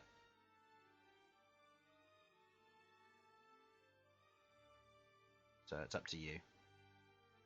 Do you want Sasha to do that, or do you want Sasha to just try and hit it with something? I mean, if she has something to hit the alpha, yeah. Toll the dead! Actually, no, that's a wisdom save. Do you want her to use that or Sacred Flame? What's Sacred Flame? Sacred Flame's a dex save. Probably that. Okay. Sacred Flame dex save. Okay, that's a fail on the dex save. That does 2d8 radiant damage. So what guiding bolt? Guiding bolt's an attack guiding roll, bolt helps so it us. would have disadvantage. 13! As she casts the Sacred Flame, just managing to get it through the outside of the tent, the outside of the tendrils begin to light up in this kind of bright red, divine radiance, as the flesh and the outside of the rocky exterior begin to crumple as it begins to bleed out and ultimately collapses to the ground. That is one roper down. Good. Alright, That's those connected by the tendrils, which is just Fang and Queglod, are no longer restrained. Alright. As the tendrils go slack and fall off. That's Sasha's turn. What are you doing? Cool lightning? Yep. Dexterity saving throw! 4 fails. That's your 4d10 fire damage. That is 22 points 22. of fire damage. Nice! As you cool down the lightning on this one, it strikes against the outside of its hide and begins to ignite it as it's there in place. It begins to shriek a bit and it begins to turn its attention to you. Then I am going to use.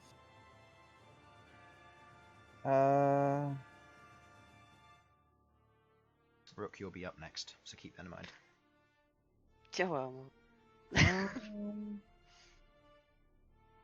I guess I'll just use Firebolt. Yes. Firebolt's an action. Yeah, it's bonus action to use the Call Lightning again. Is it? Let me just read through it real quick. You can use. Oh no, it's action. You can use your action.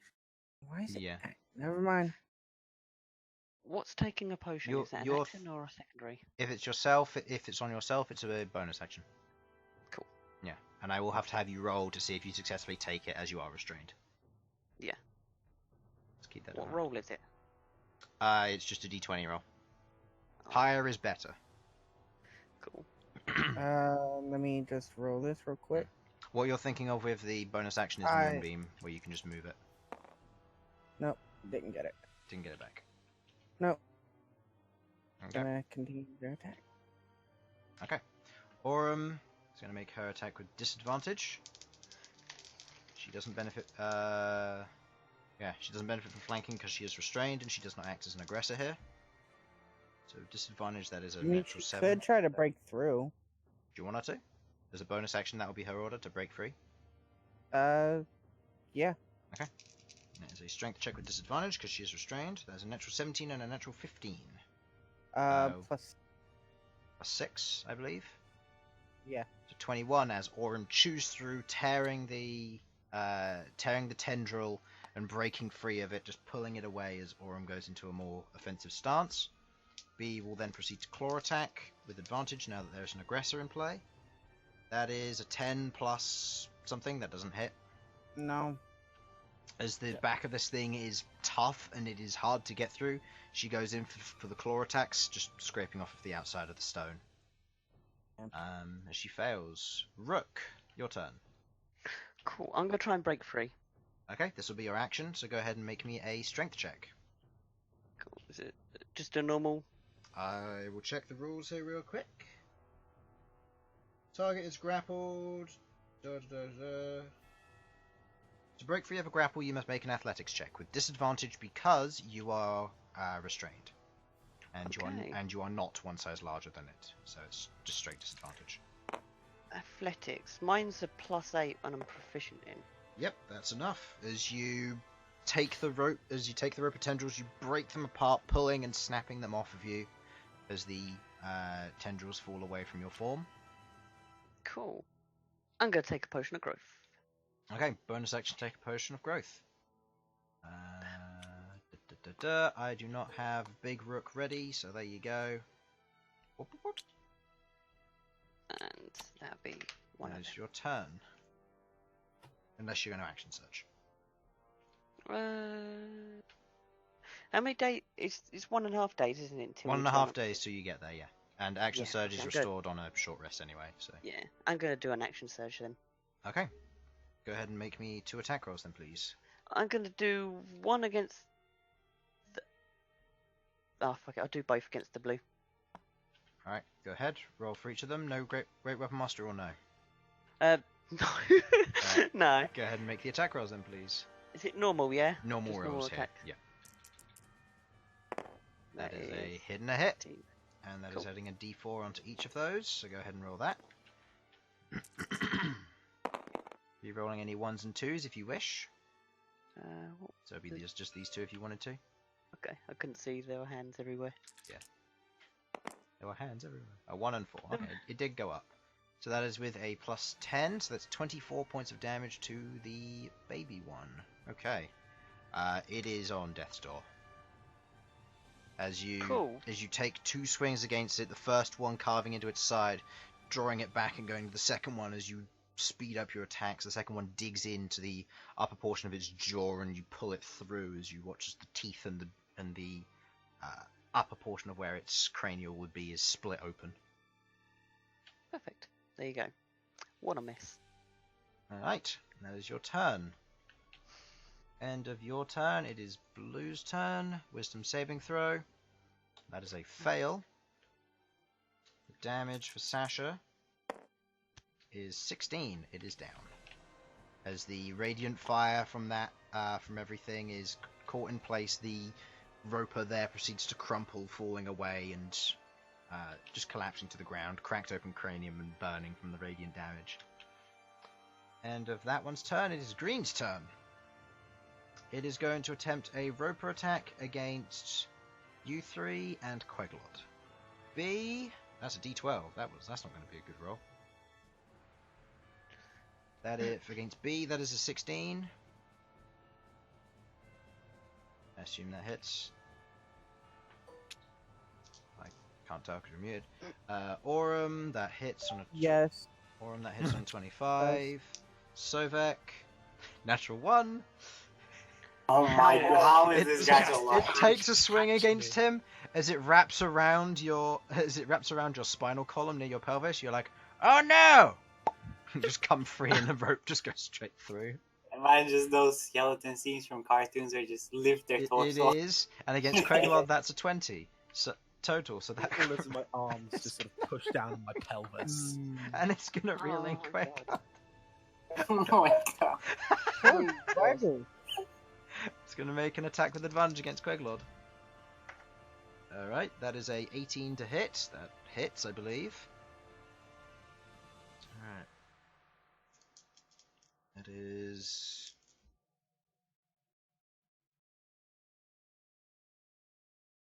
21 points of damage. As it bites into Queglod, she takes a hefty price as she's bitten straight into the bite being much larger than her and proceeds to dig into her shoulder and torso as it pulls back and attempts to tear a bit away, but unsuccessfully does so. As she does take quite a big hit there. That is the end of its turn. Bern. Oh, I'm not a grapple. Old man bird.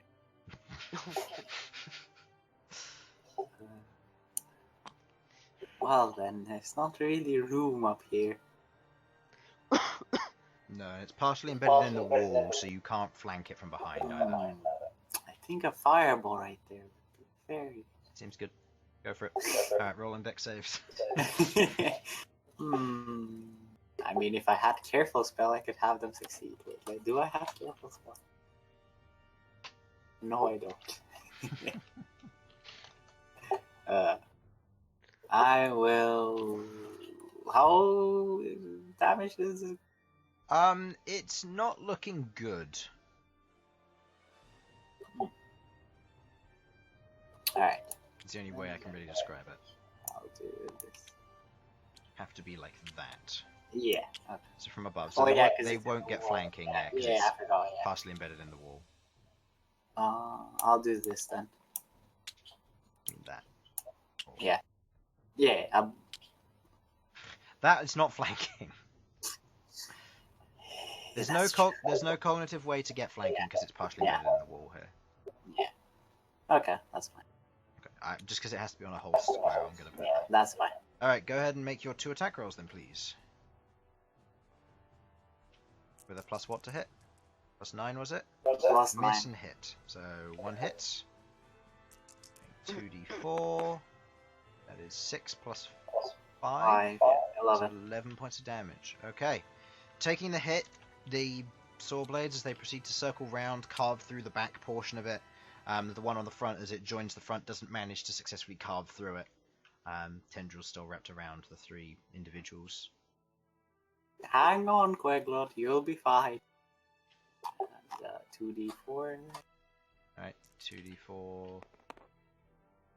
5 5 plus her con mod, which is a 3. 8 temporary hit points. Alright, good to know. Alright, end of your turn, I take it?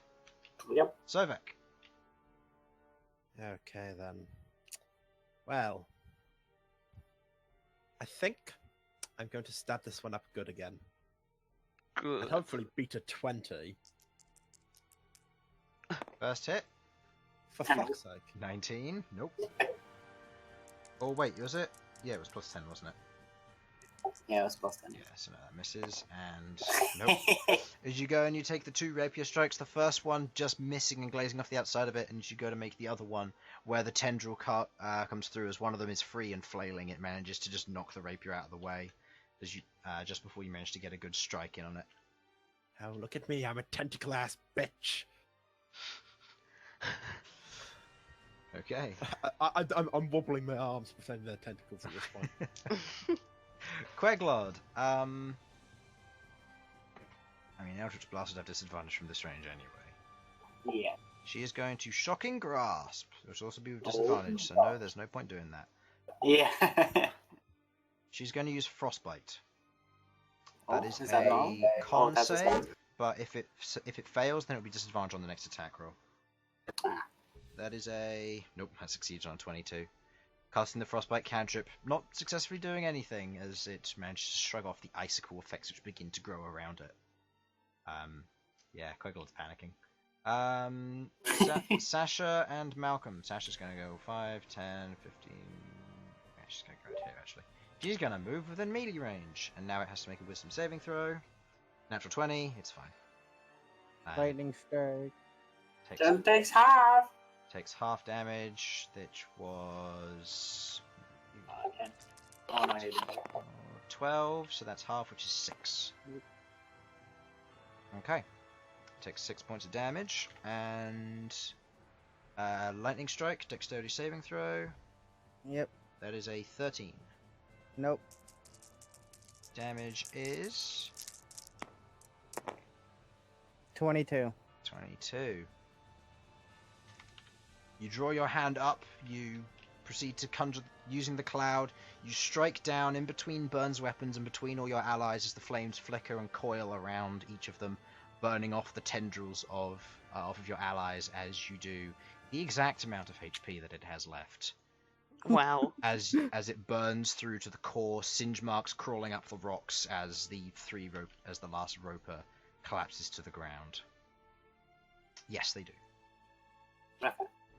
As the 3 of them collapse to the ground, your party a little bit more exhausted after that, as people are no longer grappled, as combat comes to a close. Woo! Bam. Whoa. Yay. Okay. In the darkness of your current path, the air around you being calming and coming to a still, concentration's ending, and the party seeing what they've done here. Your growth potion will wear off in the next hour, so... Yeah. Cool. So, Well, that was fun. indeed. Right. So, I instantly start harvesting from Mr. Alpha. as in, I what want to see respects, if I just can. carving I through want it? to see what I can get. Okay, I'm just resetting up your walking order. Real quick, just because you've got Big Rook in the front now. Oh, Feng can get on my back again. And besides, Oh, these he- are he's- monstrosities, right? Yes, they are. They might be good for eating. In Maybe. terms of eating, they aren't very good for it. They're a tough hide. They're very difficult to work with. Creatures that are better to work with your cooking methods are ones that you'd find topside anyway. These kinds of things down here are a little bit more difficult to work with. I would like a survival check from the people who I'll are aid him carving. if possible. I'll aid Carving. Malcolm if possible. You'll aid? Yeah. Okay, so aiding him, you have advantage on this survival check. That is 14 plus what? 14 plus 9. Okay. Carving through the outside of this, what are you focusing on?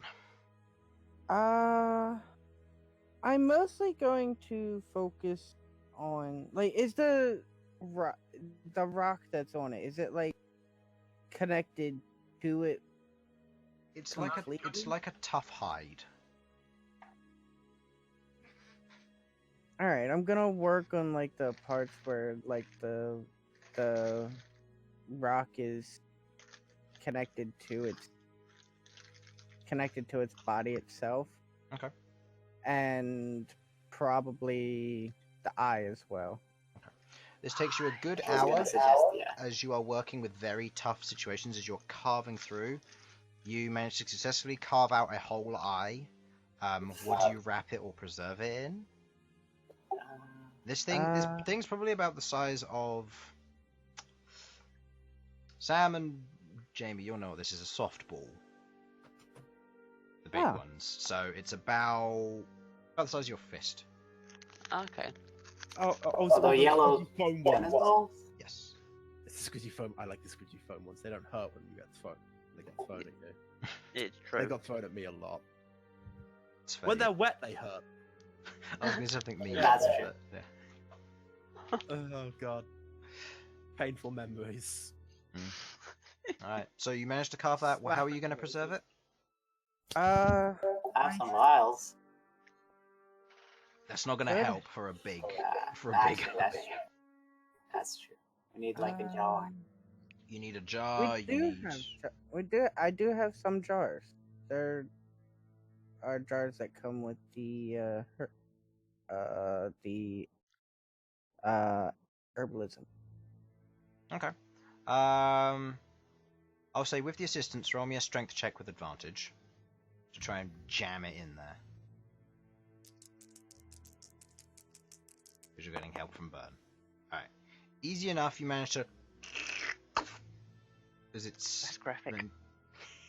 As it manages to get stuck on the inside of the jar as you've got it there. It's stuck firm. Now you've got that. The We hide. break the jar later, it's fine. Yeah, screwing the top on the jar, you can probably preserve it or find a way to work with it later. You just gotta hope you can get it back before it rots. In terms of the hide, you managed to carve off a good portion of the hide. It will need to be tanned for it to be usable. Otherwise, it's going to become mush in the next 5 to 7 days. But for that, you can just roll that up and put it in the bag of holding. It weighs about 100 pounds. For all the hide off of this, and this is because this is heavy rock stuff. Alright, let's see. So roper hide, 100 pounds, and a roper eye in a jar will probably be 2 pounds, I'll say. Is it ropar or roper? Roper, so like rope, but with an R on the end. Roper, eye, and roper, hide, hide. This is. We'll do 100. Okay. During this time, do the rest of you want to have a conversation at all? We'll stop in a moment. It's just going to be any filling time. They just couldn't touch me. Now that are we taking a break here or are we continuing? We can take a small break if everybody wants to. I've been traveling for a while. We can take a short rest. I guess. We'll probably at least wait till Big Boy over there stops being quite so big. Don't judge me. No, not like that. I mean, I was gonna say, if you didn't want to get enlarged, you can just ask. Did you put on weight? I don't want to like use your moves. Well, Not in a bad way, but like I like being large in combat. Just Well, gives me the if advantage I'm- to grapple. like restrained and can't really use my spells. Got You nothing can just better to do. ask for. Yeah. Just if you've got nothing to do, then just make me bigger. I will always appreciate it. Always, no matter what the Always? situation. Hmm. Yeah. Even when we're in a very small place. Yeah, go for it. Especially. Except for when we're in the in that cavern or whatever it was. Last thing I want to be on the teetering Oh, edge the there with Morden loads of net. spiders round is bigger. The Morbin nest, yeah. No, it wasn't the No, Oh, Morbin the no. man. ravine. Oh, Matt's for V. Yeah. Right, yes. Very true. Yeah. A Oh, ravine yeah. would be bigger Speaking than of spiders. Speaking of that, about how long has it been since I used the horn? Use up what? 4 It's days. been 4 days. You spent... Okay, you used it on that day, you then went to rest, so it would have been 1 day on the end of that day, which you spent as the first day in Oromance Ravine, then you took the second day, and then you bailed on the third day. And you're on the fourth day currently. So... Okay. So... So, couple more days. So a couple more days and it'll be ready. It won't be ready before you go into the place Wait, what's below. this? His Horn of Ah. Draconinom. I named it so poorly that I have trouble saying it every time. Horn of Draconinom. Draconinom, yes. Draconinom. It's not a good say Draconinom. The Draconinon. It's like a Nom nom nom Necronomicon, nom but nom it's a nom. Draconinom. It's like a Nom, nom, nom. Necronomicon, but it's a Dranomicon. Yes. Oh, I'm so close to getting that perfect. So Oh, close. Alright. Draconinom. Oh no. I've started trying too hard now. Try saying that 5 times faster. Draconinom. That. Alright, there's a Harry Potter reference. Anyway. So, with the carving and you guys all taking a short rest, temporary hit point disappearing, Queglod is going to use some hit die. And Rook's Queglod's hit die is a d8. We have some time. Did want to say, I think I know where one of your legendary artifacts is. Yeah, I was trying to work it out. You were talking about Timebreaker, weren't you? Yes. Yeah, It when you were is. talking about the giants. Yes. I was thinking the same thing. It is Yeah. located in the castle west of Oregon, then. Yes. Maybe. Possibly. Probably owned by the king there. Maybe that would, or it might be the other one in the archipelago. Yeah, the coral storm giant or whatever it was.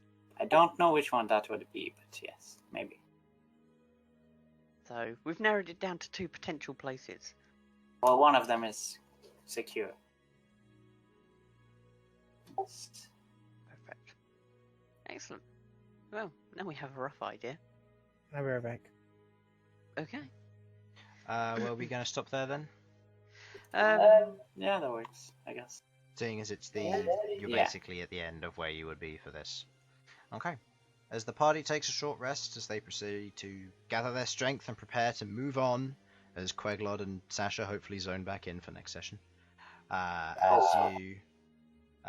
you gather yourselves and proceed further into the Underdark. Thank you for watching, hopefully you enjoyed, and we will see you in the next one. Bye-bye! Bye. Fourth time. Yes.